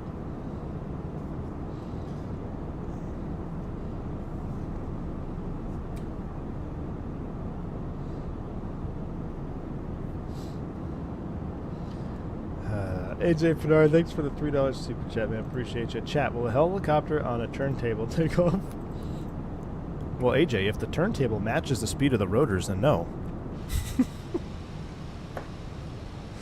Stream frozen? No. Don't scare me, Waffles. Don't scare me. This is where we had about where we had a CTD. I want to get either the Moza force feedback or yoke. I fly Boeing and Airbus about equally. I'm torn on which to get. What is your opinion? Oh man, Kato XO, that's going to be so hard for me to help you decide. It's really going to come down to personal preference. Now, just as a disclaimer, I have not seen, used, felt, flown anything of the Moza yoke. Okay, I do like their side stick. I like the AB9 base that I have. I use the FSprojects stick on it, but I have the AB9 base. Love it. It's been great. But I don't know enough about the yoke to either recommend or not recommend it. And if you're torn between both, I mean, I'm sure you'll be happy with either one you go to. It's just, what's your favorite airplane, I guess, you know? What is your favorite airplane, and does that airplane have a yoke or a side stick?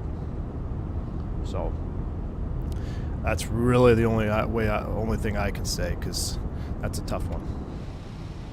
I don't think you'll be upset either way, though. All right, we need to get the speed brakes out and slow down, though, because we're cooking in here. Let's go ahead and select 180.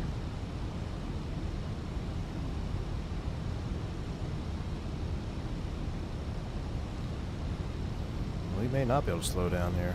All right, there's Ken's at 4. And we'll go ahead and arm the approach. Final lap. Seatbelt sign's coming on. That should have come on much earlier. Way to go, A-Rock. All right, we're speed, final lap. We're trying to slow down here.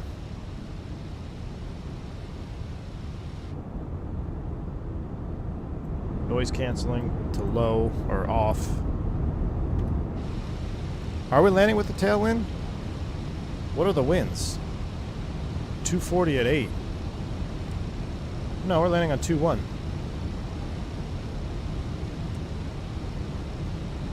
Doing the RNAV 2-1. There's VFE next minus 10. Let's get the slats out. Flaps 1.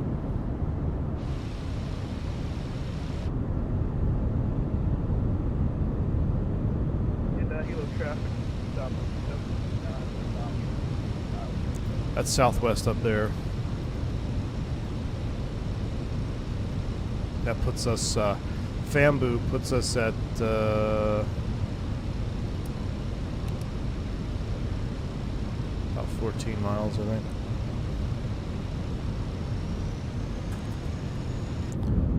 Flaps 2 coming out. Our Australian Shepherd always finds a bunny nest in our yard and likes to dig them out and bring the remains. Oh no. Yeah, that's not good. I like Australian Shepherds too. They're cool dogs. Alright, we're flaps 2, 180 configured. About 15 miles out. See Southwest is landing the opposite, the other side there. Why are we landing 2-1? I mean, we could just circle for 2-6. This is a 5,000 foot runway. What the hell are we doing? I tell you what, let's do a circle for 2-6. We'll do a visual approach to 2-6. Hilo traffic, Hawaiian 357, out of 3,600, 15 miles south of Hilo. We're going to set up for the RNAV here 2-1, then we're going to circle 2-6. I don't know why we're playing 2-1 on Simbrief.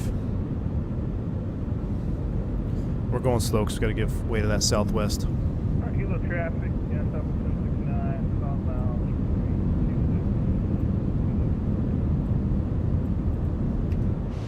Should I tell him we got him on the fish finder?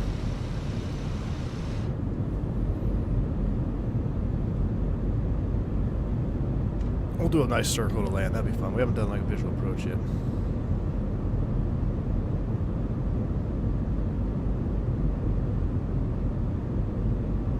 What did we decide on? CRJ V2, yes or no?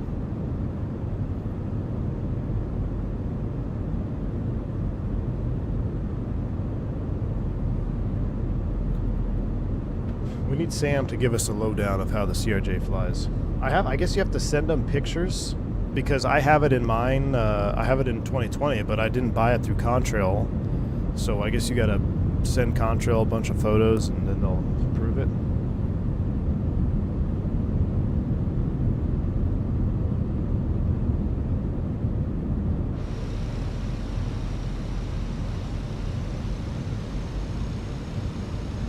Traffic south of 769, 2 miles island.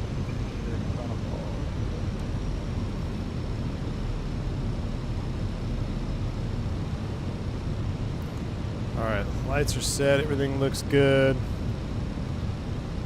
Let's see, field elevation is...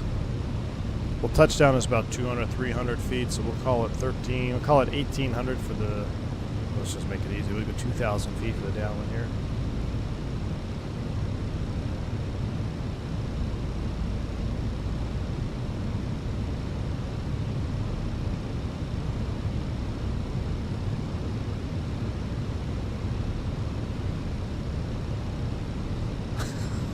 I love that the chat is still talking about G-loading. I don't know, Mickey G. Yeah, you have to... I don't know what the deal is. Or else you got to spend $50 to buy it again, which I'm definitely not doing. 2,500. I don't know if I... CRJ. I avoided the CRJ all my life. Now I want to fly it in the sim. Speaking of G's, I need to launch... Did I launch Flight Recorder and the stream crashed? I wonder if flight recorder is doing it. Do you think flight recorder crashed? I don't think we had flight recorder running yet, though, yesterday. Bo, you're absolutely right. It does have Boris sounds. You're absolutely right. Alright, so what I'm going to do here is I'm actually going to set 1500. I'm going to pull for open. We're going to level at 1500 intermediate here. Thrust idle, open, descent, nav, heading select. Now I'm going to load the box with something different. Arrival, ILS-26, insert, boom, boom. We got our LS push buttons on. We're going to do a little circle here.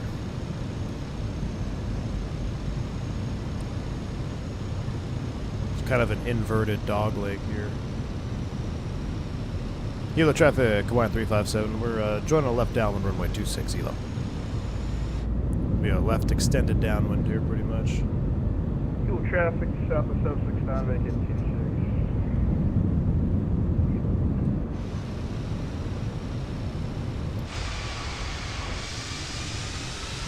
Mickey G says I flew it twice. Once when it first came out, then again when Boris released the sound pack. Yeah, I don't know if I can get behind it again, being completely honest with you, man. Just joining, what I missed? Well, we're just stress testing here. You missed a lot of flat Earth and G-loading conversations. I'm going to come back to 160 here to make this turn a little bit tighter. Below VFE next, minus 10 flaps 3. We're going to overshoot the final here a little bit because we're so close in. I'm going to hand fly it though. I'm going to give myself a little bit of a wiggle room here. 070. We'll go out for about another 30 seconds and then we'll turn inbound. This will be an interesting left downwind. Yeah, it was very... Oh, geez. Right, did I say left? Right downwind. Jeez. Helo traffic, Hawaiian 357 on the right downwind 26, about to turn base runway 26. Helo.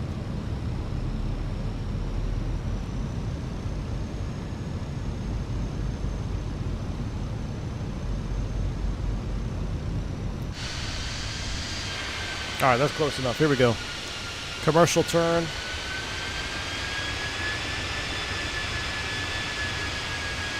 I love the 319 so much. Alright, autopilot's coming off. Flight director's off. Give me the bird. Bird's in chat.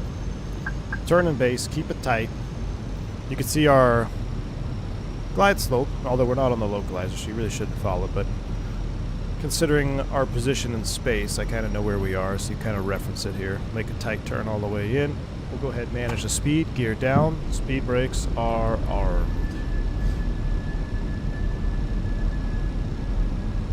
That wind's actually going to help us here a little bit. We'll shallow out the turn. Don't need to get all crazy like that. VFE next, minus 10, flaps full.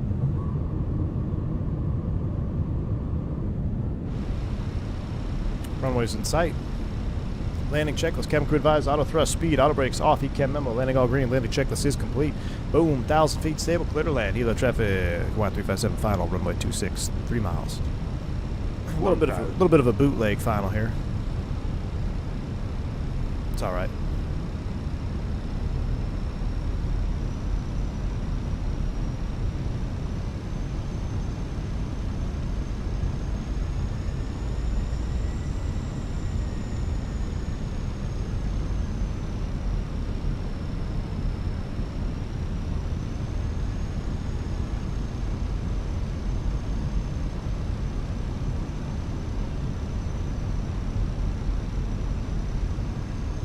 Okay, so unless those winds change, we got a pretty good crosswind here. Maybe we should have landed 2-1. We could have done it. We would have busted out our land runways less than 5,000 feet SOP. A-Rot saboteured us. Crosswind landing practice. Man, I kind of wish I had flight recorder on for this.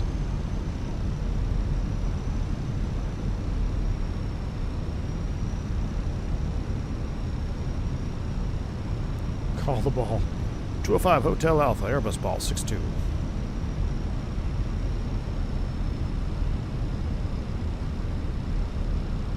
So that glide slope is definitely not coinciding. That's alright, we'll just follow the pappies.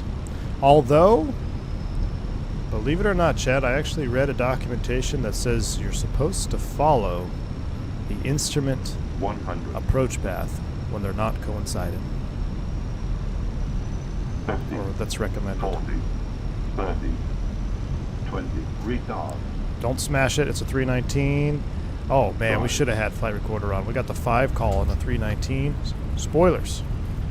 Fly that nose down. Reverse green. Let her roll, baby. Let her roll.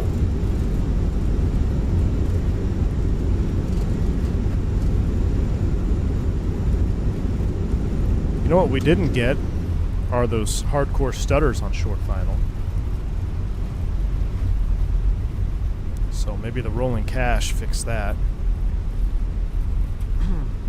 No, I say that, now we get a few stutters on the ground, but hey, I'll take a few stutters on the ground versus the almost unflyable stutters in the flare. 0G. Jeez.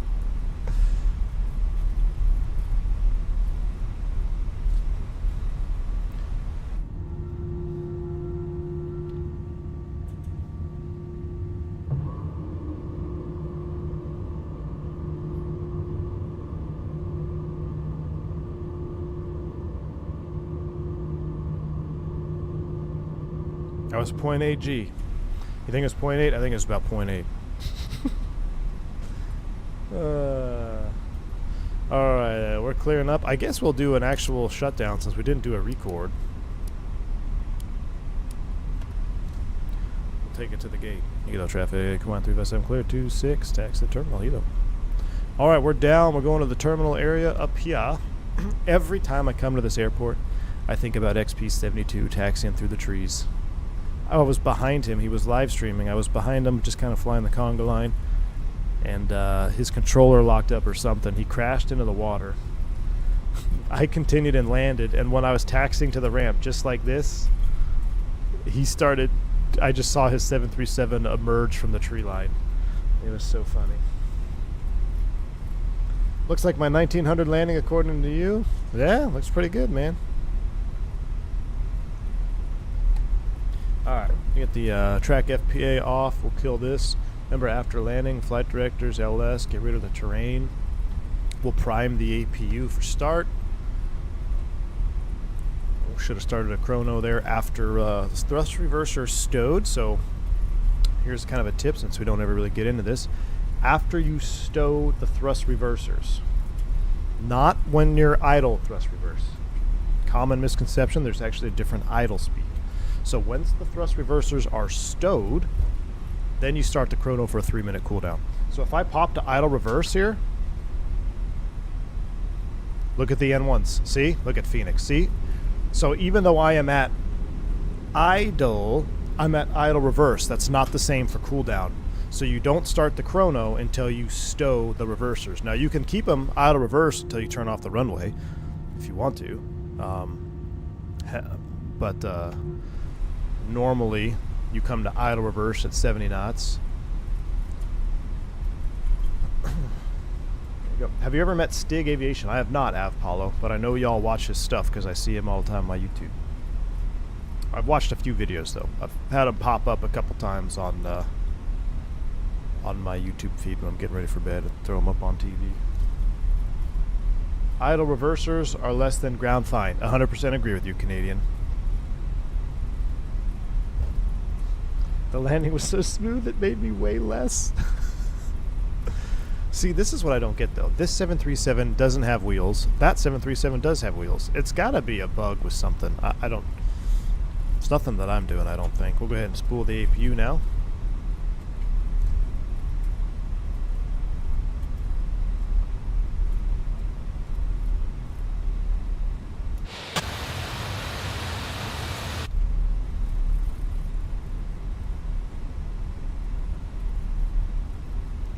He took my gate. Canyon Blue livery is juice.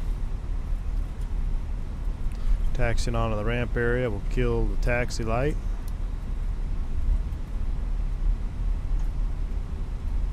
Oh, is it 2020 aircraft don't have landing gear? Is that what it is? Ooh, that's a max though. That's juicy. I am using model matching, yeah.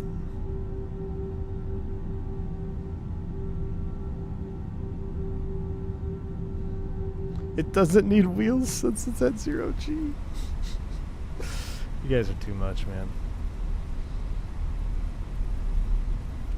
You guys are too much.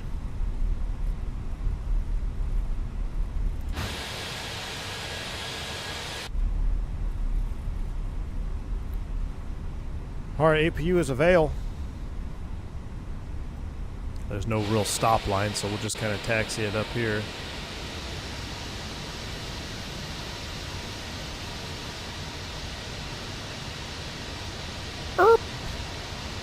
Brake set.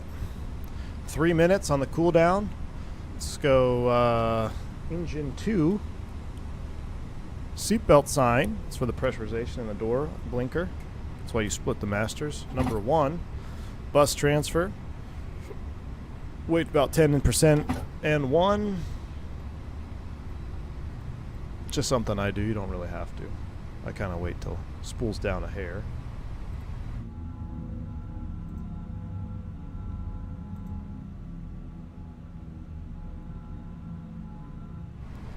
%. Beacon is off. Ground power is avail. We won't blow the APU bleed on because if we do that, it's going to take longer to cool down. So APU comes off. External power is on. Commence deboarding. And I guess that's it. Ground ceviches, toggle jetway. But I don't think it will because I'm not in a parking spot. So we'll pop the doors. Cargo. Stairs. I popped the wrong doors. There we go. Ladies and gentlemen, welcome to Hilo. Well, we did not get a CTD on that. How long have we been live? We went live at 11:45-ish. We've been streaming for an hour and 40 minutes. The stream crashed at right at about this time. Should we do a quick flight to Honolulu? Let me see real quick with the let me text Miss V1.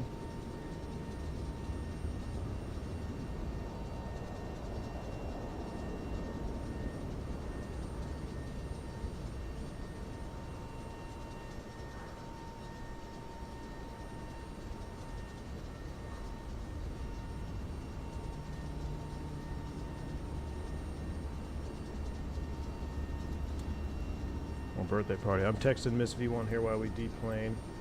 Let me see what SimBrief says for if I were to file us to Honolulu, how fast or how long it would take. Let's see here real quick. It's got to be pretty darn fast, right? Lion 357 PH. Where was that? PHTO to PHNL. 319. It would take hour 15 block. What's the airtime on that? Let's see. I'm generating the flight plan right now.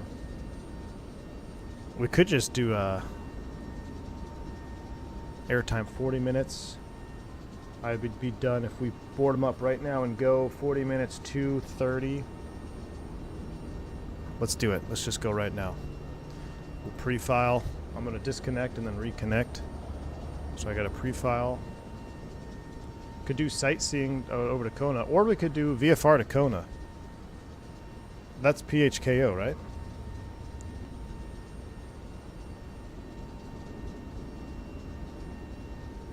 Kona or Honolulu? I don't know. I'm filing this flight plan just in case.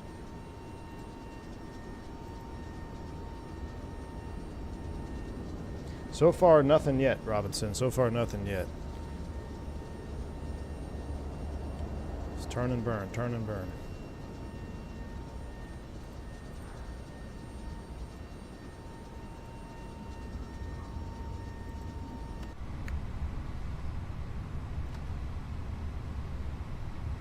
Let me file us to PHKO then. Let me refile.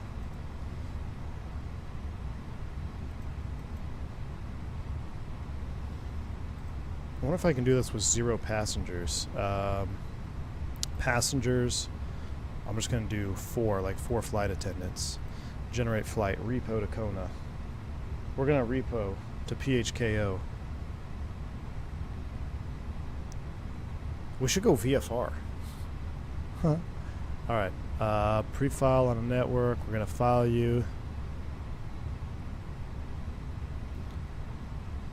I'll do Hawaiian 357 Alpha because that's the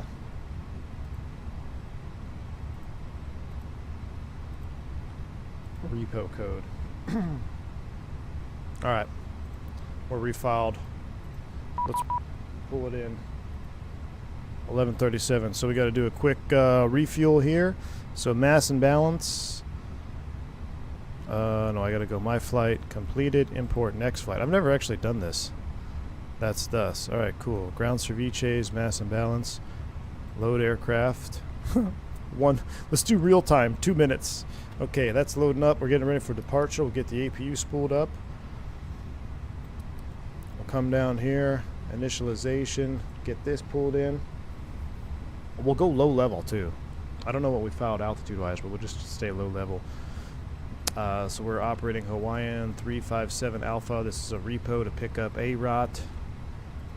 Bring him over to the training center.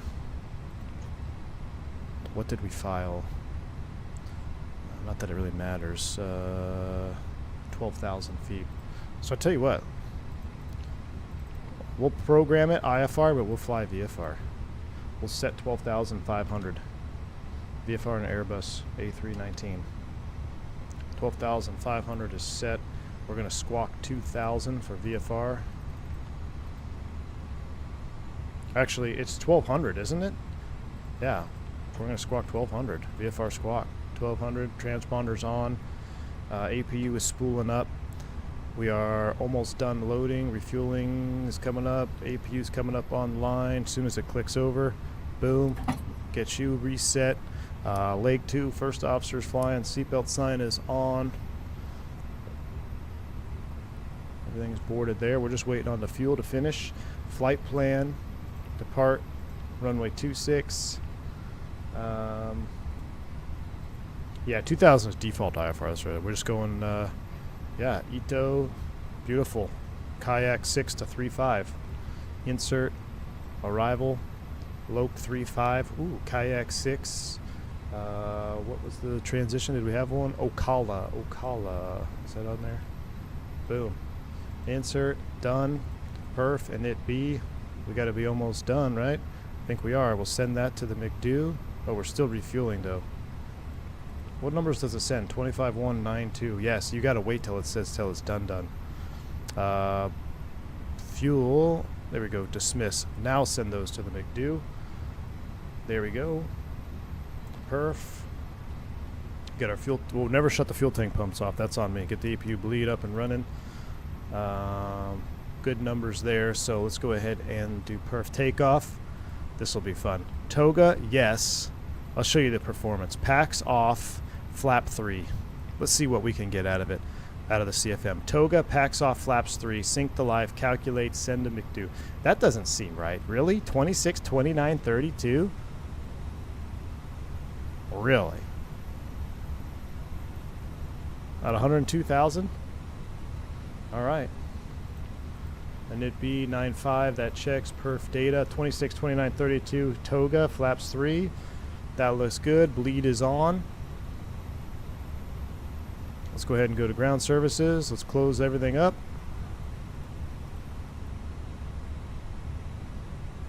Connect the tug. Brakes are set. Helo traffic. Hawaiian 357 Alpha. Going to be pushing back here off gate for taxi 26. All right, doors are closing up. We have a couple other messages here. Let's come over here. Let's go McDo, Atsu. Received messages. Accept. Oop, got a couple more jump seaters.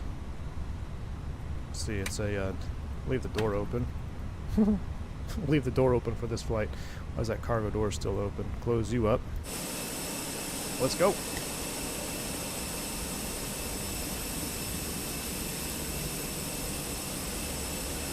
Now we're testing the rig. I've actually never done a through flight in the Fenix, let alone on stream. So, all right, 12.5 is set. Doors and windows. Let's go ahead and close them up. Beacon is on.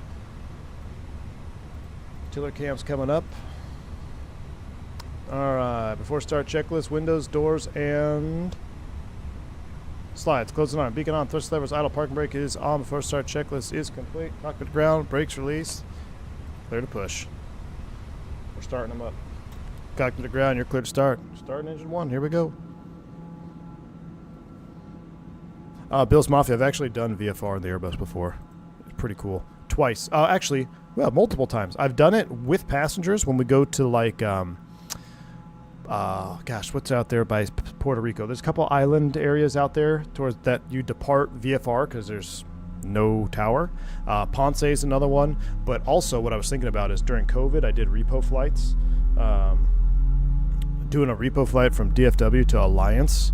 That was fun. You take off with like 5,000 pounds of gas. No passengers. It's freaking wild, dude. We were off by 1,500 feet.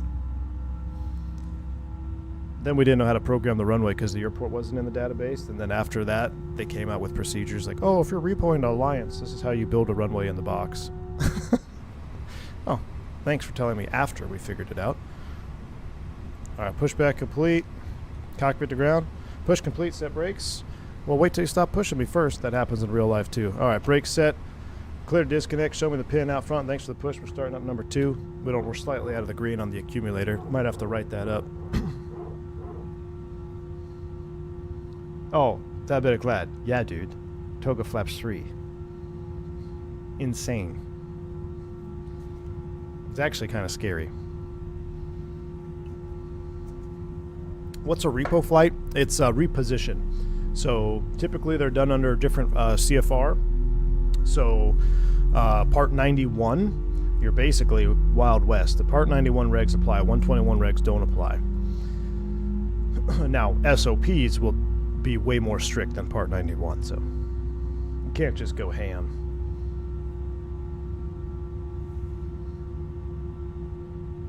All right, we got 2 good starts. Wait for the avail. There it is. Boom. Flaps 3. Flaps 3 is coming out. Let's go ahead and we'll do actual packs off on this one. So the APU bleed off. APU's coming off. Let's do a up 1.7.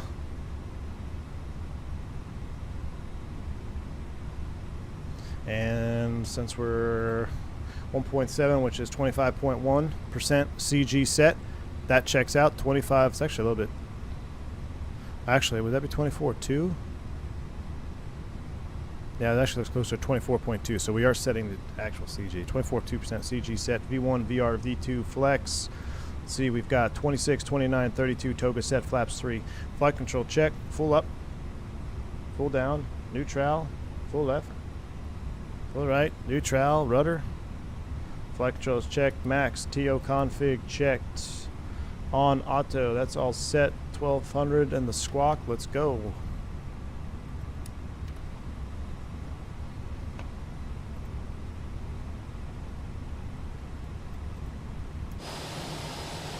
Can we go left? I think we can go left, yep.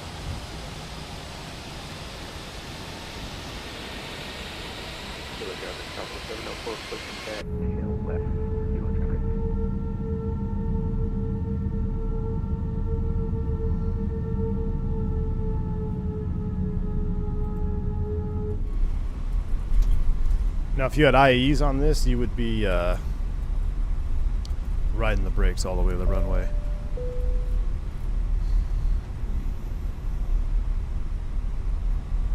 We do have another company message down there. Arrival message. Oh, I never knew there was arrival messages. Cool. Cabin ready. Let's go. You talking this fast in the real thing too? Yeah. Well-oiled machine, man. When you get 2 pilots together that have either been either fly together, have flown together before, or there's just some guys you jive with, man. It's nothing against the guys that you don't jive with. It's just sometimes you get paired up with someone that you guys are just, you're on it. They're thinking what you're thinking. They're already doing what you're thinking they should be doing, and vice versa. And it's a well-oiled machine, man. And it's not rushed. You're not doing it to rush. You're doing it, you become efficient. That's the difference between like rushing and just being proficient. So slow is smooth, smooth is fast. You don't try to do things fast. You do things right, and you get smooth. The smoother you get, the faster it becomes. Like flow state, like Stevens mentioned. Exactly. Like Aaron Rodgers and Devontae Adams on the Jets. Oh, give me a break. Dude, I can't believe we got rid of Aaron. I'm still a little sad about that. I think Aaron is way better than freaking Justin Fields. Give me a break. Justin Fields, dude? You guys talk about washed up. I don't think Fields is the answer. We'll see. I hope he proves me wrong, but the one thing I will say is I'm glad he can run, because the Jets O-line just sucks. They always have. Doesn't matter. It doesn't matter who's back there. They've always sucked ever since I've watched them. Even when they're good. What's Trey Lance up to these days?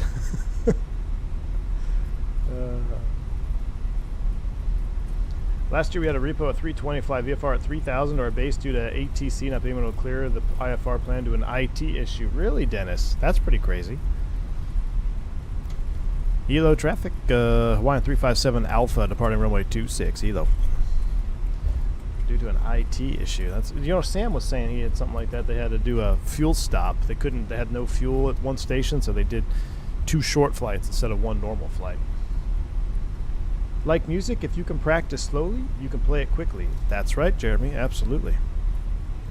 All right, here we go, chat. We won't do a rolling takeoff because I want to try to squeeze all the performance out of this one.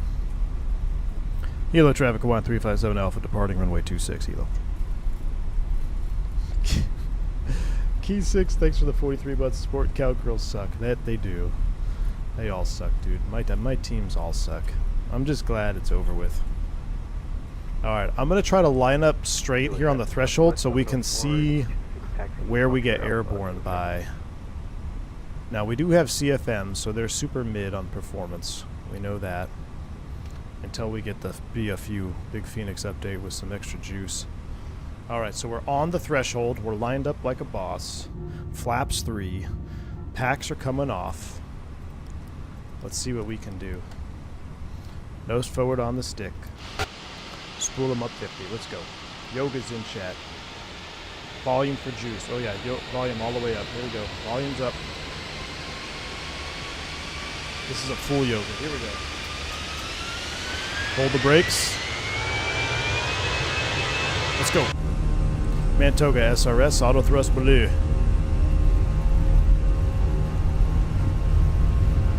Oh yeah, Neos we'd be rotating right now. 80 knots thrust set. 100 knots check.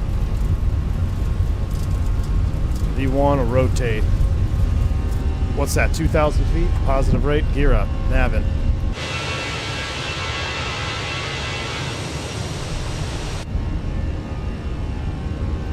Oh yeah, 4,500 feet a minute, that's mid. We'd be doing over 6,000 if you're in the IAE or the Pratts. Still pretty good though.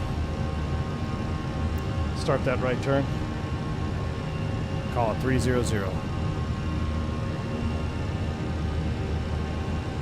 Thrust reduction.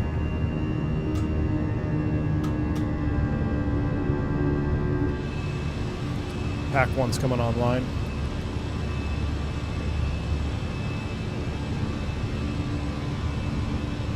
Flaps 1, speed check. Flaps 1.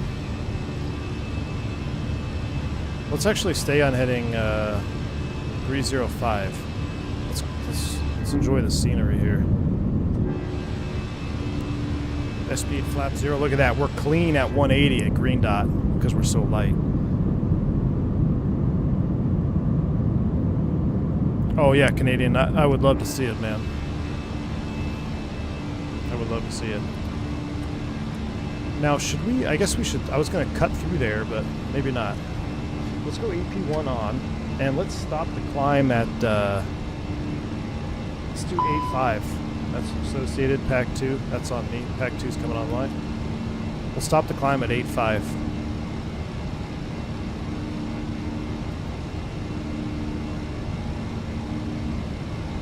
Get our noise canceling on here. Put it at low.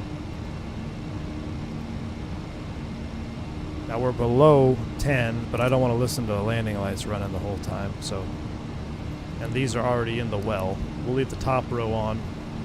Remember, we're part 91 on this leg. We're not even 121, so we don't have to adhere to the 10,000 foot rule. But your SOPs would probably still dictate that you would keep them on.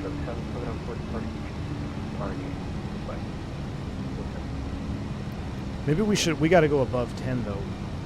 Let's go 10.5 because we got to do more than 250 knots. Continue climb now. Make it 10,500. Up we go. Helo traffic Hawaiian 357 Alpha at 8,200 off to the north over the coastline. Last call, Helo. All right. Let's go ahead and get everything cleaned up down here. That looks good. We'll go to 22.8. Graphic scenery is real life looking. It does look good, doesn't it? Should we go real time? Let's go live time, which is just like 20 minutes ahead. So now we're straight real time and real weather. All right, 10,500. We'll accelerate here to 330. We'll go ahead and kill the wing lights. We're just going to kind of stay VFR along the coastline here for a quick repo flight. V1, if you're going to start flight training now, would you go 61 to 141 trying to figure out what route to go? Fuis, I'll tell you from the get-go that it's not going to hinder you getting hired whether you did 61 or 141. Now, it would be my advice to choose a program that's going to get you your ratings expeditiously. So whether that is 141 or 61, I would consider that right now you want to try to get your stuff done a little bit sooner than later. So that's how I would go about that. But if they don't be concerned with, oh, if I go 61, then they won't, I won't get hired. No, I did one rating, 141, and then I did the rest part 61. But I also did a part 61 flight training under a 141 syllabus as a guide, so if that makes a difference.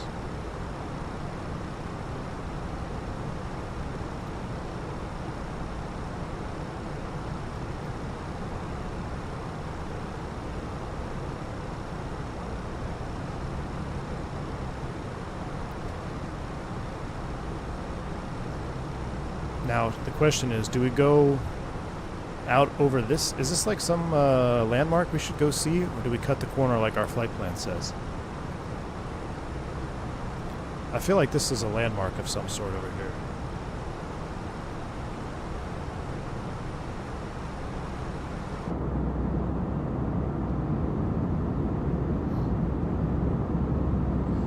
Where's the volcano caldera, Steven? Is that off the left there? What we need to do is do some Duke flying around Hawaii.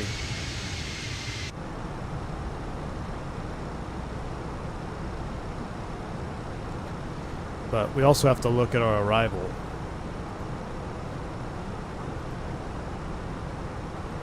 PHKO, we're on the RNAV. No, we're localizer. Localizer back course 35? No. No, son.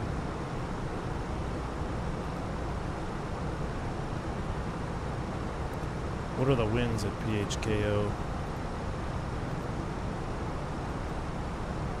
Calm winds. We're not going to do 3.6 then. We're going to land southbound, ILS 17, straight in.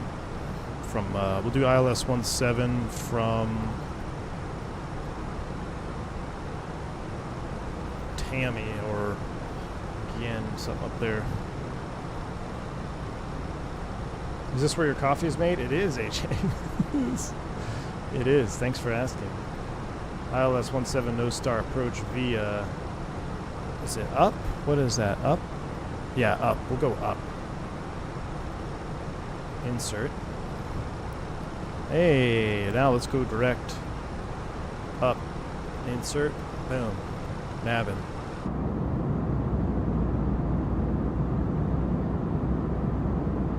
Joe Plains, Mr. Chicago in the house. What's going on, my man? Should have planned it on SkyVector to know where your landmarks are. Well, definitely. We'll have to. We're going to do. I haven't ever done like a Hawaii GA, have I?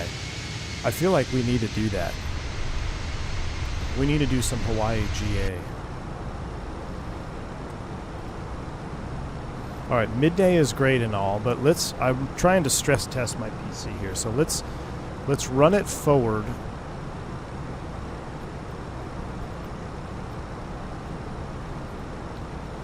To like try to make it more stressful on the rig. Can't really see anything. We'll just do that. 4:30 local time. Hawaiian coffee is so good. I know, man. I love it. AJ knocks me all the time. Organic, pesticide-free coffee.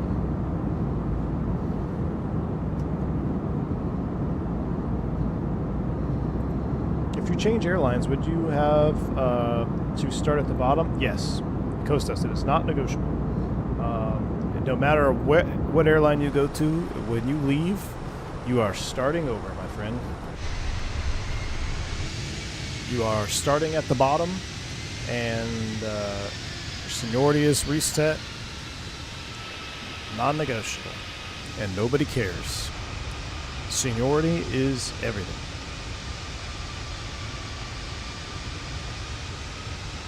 All right, we'll slow it down to 250, and we're going to descend down here now. Let's go ahead and descend and maintain 6,000.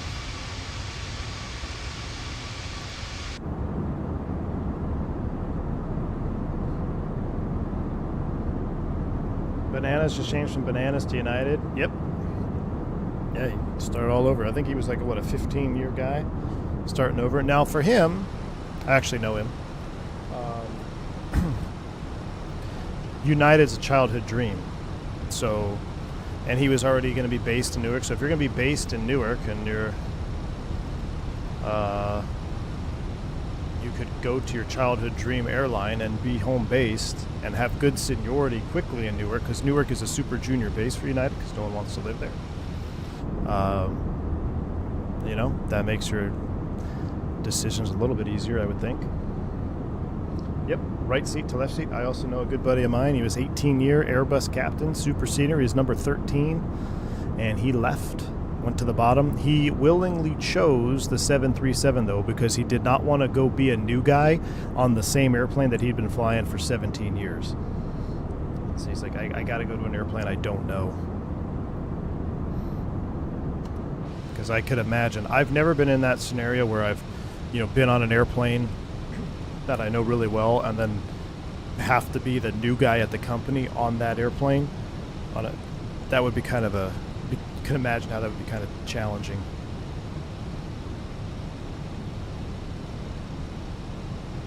He admitted the 7.3 is more fun to fly. I don't doubt it, man. I don't doubt that flying a 737 is fun to fly. I've never said that. I never said that I didn't believe that. I'm just saying, yeah, it's going to be fun to fly over the first 6 months you fly it, and then you realize you're working a job, and you're going to do it for the next 35 years. I choose creature comforts. Being based in Newark would be my dream, 30 minutes from my house. Well, I'll tell you what, Bills Mafia, if that's your plan, that's a good one, because it will always remain junior. I know, where's Wingnut when you need him? 100%. All right, what is the CTAF at this airport? This airport's CTAF is 120.3, and this is Kona. What did we say? 120.3. I really need an Airbus radio panel, and we need to put in our data.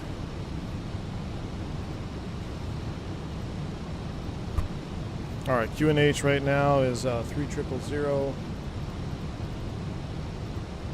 going to be like 18C, winds are calm, and the baro for the ILS straight into 17 is going to be 249, 249 set, donezo. We're 6,000, let's keep coming down now. 4,500 feet. Kona traffic, Hawaiian 357 Alpha. We're about to 15 miles to the northeast. We're set up for the ILS 17, Kona traffic. We also need to start slowing down. We are cooking, chat. We are cooking in here. We've already activated, confirm. Let's go ahead and slow 180. Speed brakes. We are, we're cooking.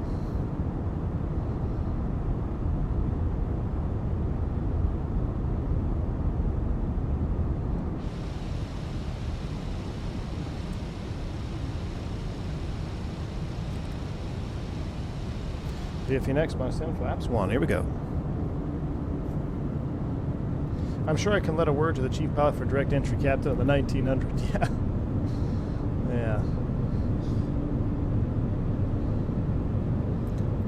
Yeah. These, and I'm speaking to 121 carriers. You know. Corporate aviation. To kind of go back on that question that was asked is, can you negotiate pay or position? Corporate aviation in the U.S., or private aviation, that is a possibility. Yes, it is a possibility. It just depends on the outfit that you're trying to get hired by.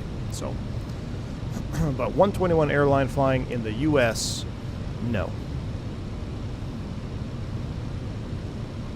All right, we're turning final. Alarm the approach. Glide slope blue, loc blue.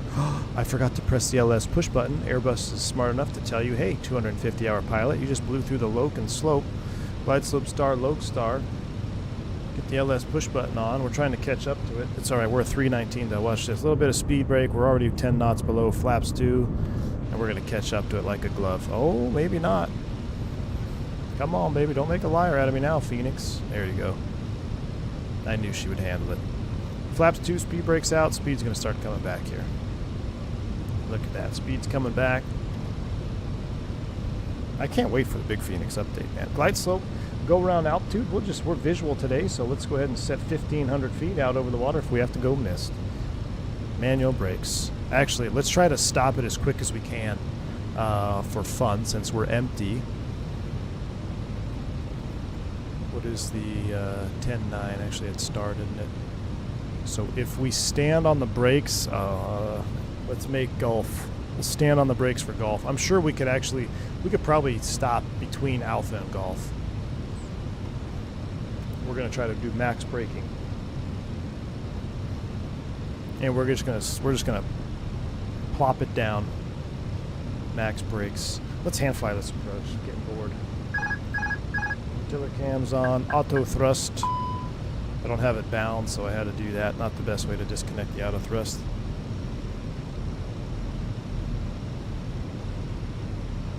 Liam, the more I think about the Fenix Neo, the more I get excited about it. Just because I know, I mean, we all know Fenix by now, right? What's so great about the Fenix add-on is it is a true simulation. So when you press that battery switch and you connect ground power and you hear all the sounds, you don't just hear a sound file that's on loop. You are waking up an aircraft, a simulated aircraft with simulated relays and simulated systems. Even the viscosity of the oils is simulated, flow rates. Like, it is the closest simulation to the real airplane that we're going to get. And it's amazing. And so the more I think about the Neo and like all the nuanced differences that we'd never really experienced on stream yet, because we haven't, I mean, we had the Tolless Neo, which is pretty good. They got some of the major differences correct. But I mean, we haven't flown Tolless and X-Plane in probably over a year. So, well, I guess we did that one comparison video, but I'm just excited, man. I'm getting very excited for that Neo update. And the sounds, because the sounds in Fenix have always been really, really good. I hope we get some I know we're going to get some really, really good sounds with the Neo, so it's an exciting time, man. Liam says, Fenix is my go-to Airbus now. Yeah, I used to be Boeing, but I'm converted. It's, like, man, they're all fun to fly, no doubt. And PMDG makes a great product. I'm not knocking PMDG. They make a great product, but I think it's without debate that the Fenix as an add-on package is probably number one. We're through 2,000 feet. Let's go ahead and manage speed, gear down. Spoilers armed. Oh, they're armed. Since we don't have replay on, let's just do it from this view. Flaps 3 coming out. Beautiful. 1,000. We don't have to be stable by 1,000 because we're Part 91 repo. We'll call it 500 feet stable. VFE next minus 10. Flaps full.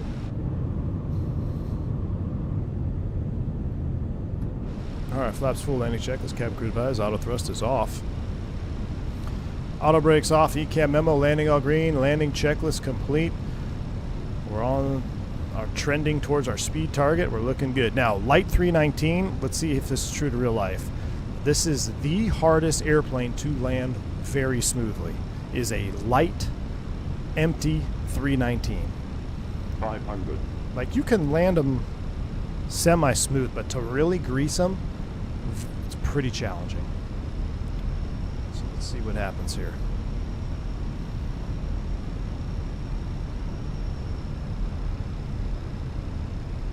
Hundred above.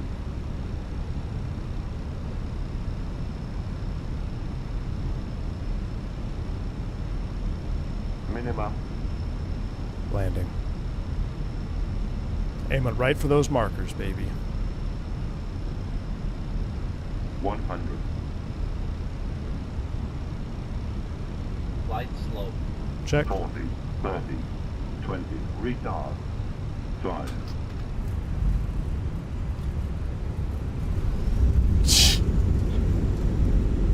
Stand on the brakes. Oh yeah, we made it. Look at that. We would have been down on 2,000 feet. We smoked it. We smoked it on there. That's when it's fun to do repos. Again, we're Part 91. Let's go ahead and clean it up. Wow, look at all the flap stuff under there. Or I've never seen that before. I can't get them to deploy again. Underneath the spoilers? Really detailed.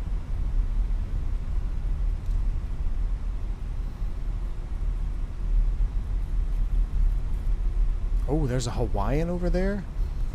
So I've gotten a few stutters as we like taxi, but no stutters on final, which is incredible. That's good. I don't know if that was a rolling cache thing or if that was a flight recorder thing. Because the stutters on short final were killing me. They were killing me. Let's do something fun, right? Oh, we're gonna go this one here. Let's go ahead and. Can we open the window for sound? Oh, the sound doesn't change when you open the window anymore? Oh, it's actually really loud.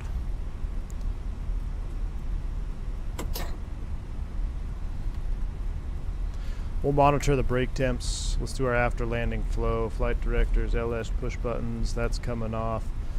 APU is primed up. We'll start it. Brake temps are still not accurate. Yeah, they'd be a little bit. They'd be 300 right now. I guarantee it. We stood on them. Phoenix knows about it. They know the brake temp simulation is wonky. So hopefully, maybe Big Phoenix update will address some of the brake temperature. Yeah, you stand on the brakes like that, even though I know we're light. I'm pretty sure, look, you can even tell I was standing on the left ones a little bit more. Pretty sure they'd be more than that right now.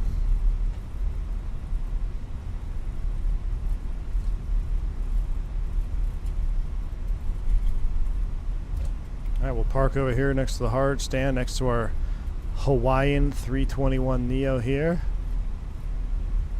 Since this is a repo flight, and this is where all the repos... Actually, no, I think the passengers come out over there, don't they?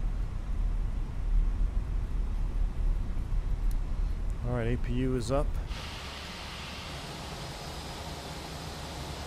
Oh, look at that 321 Neo.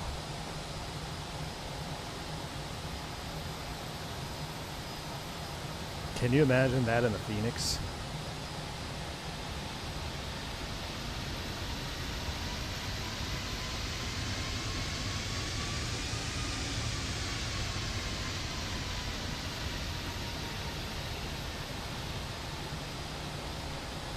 Ooh, we came up short.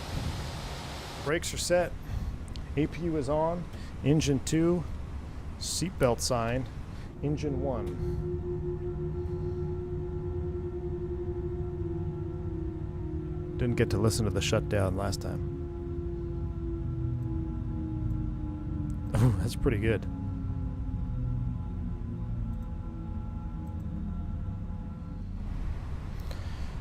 All right, we're down. Beacon light is off. We're going to put her to bed. So, pumps are coming off. APU, GPU is on, so APU is off. Lights are off. We'll come down here. We'll go transponder standby, standby. Radar PWS is off, so PWS is off. Radar's off. These stay in auto. That looks good. And then we'll do an actual shutdown check. Let me bring up my ground ceviches here. Let's go ahead and pull up the forward to aft stairs. Chocks and cones. Open up the cargo doors. Door 1 left. 2 left. That should be good. Alright, so now for shutdown. Full-blown shutdown. We're going to start up here. We're going to go ADIR's off. 1, 2, and 3. They're coming off.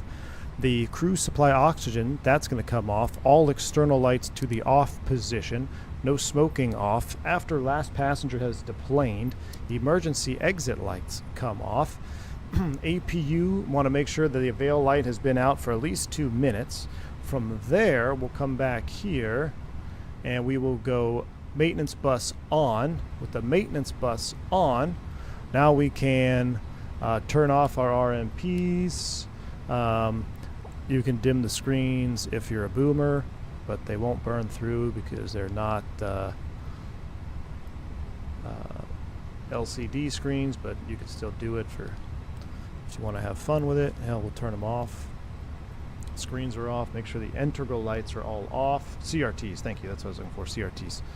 Those are all off. Beautiful. Now we will go battery 1, battery 2 off, and then external power off. Now with the external power off, we're on the ground maintenance bus. Normally what stays on is the cabin flood and like the entry light here. And we can go ahead and walk off the bird. Hold on. We got to walk off. So there we are. We'll take our little picture. Hey, selfie. I'm in Kona. I'm going to go get some coffee. Cool deal. Let's go to the bar. I think that was a good stream, chat. That was a good stream. Screenshot, because that looks really cool there with 2 Hawaiian jets. Boom. All right. Well, vodka, I don't know if you're still here, but 2.5 hour stream, a through segment, running everything but replay, no crashes. So I don't know what to say. Maybe it's a fluke, maybe it's not. I mean, we did successfully fly from Fort Lauderdale to Jamaica without a crash, even before I ran any fixes, so we'll see. Waiting, betting, hoping, indeed. All right, y'all. Tonight, I'm going home right now. I'm going to go have a birthday party with my son tonight. Group flight, join me. Going to Santos Dumont. I want to see everybody run off the end of the runway. We're going SBPS, SBRJ. We're going to go south to north this time instead of north to south. So, should be a fun one. We'll be back in the 319 in the Azul livery, and it'll be fun. So hopefully the stream will not crash and the sim won't crash. So until then, I'll see you guys in a few hours. Stay safe, stay healthy. I'm V1. Thank you all for the support this morning. Flowing support, gifted subs. You all were very, very awesome. Thank you, and I'll catch you on the next one. Soup!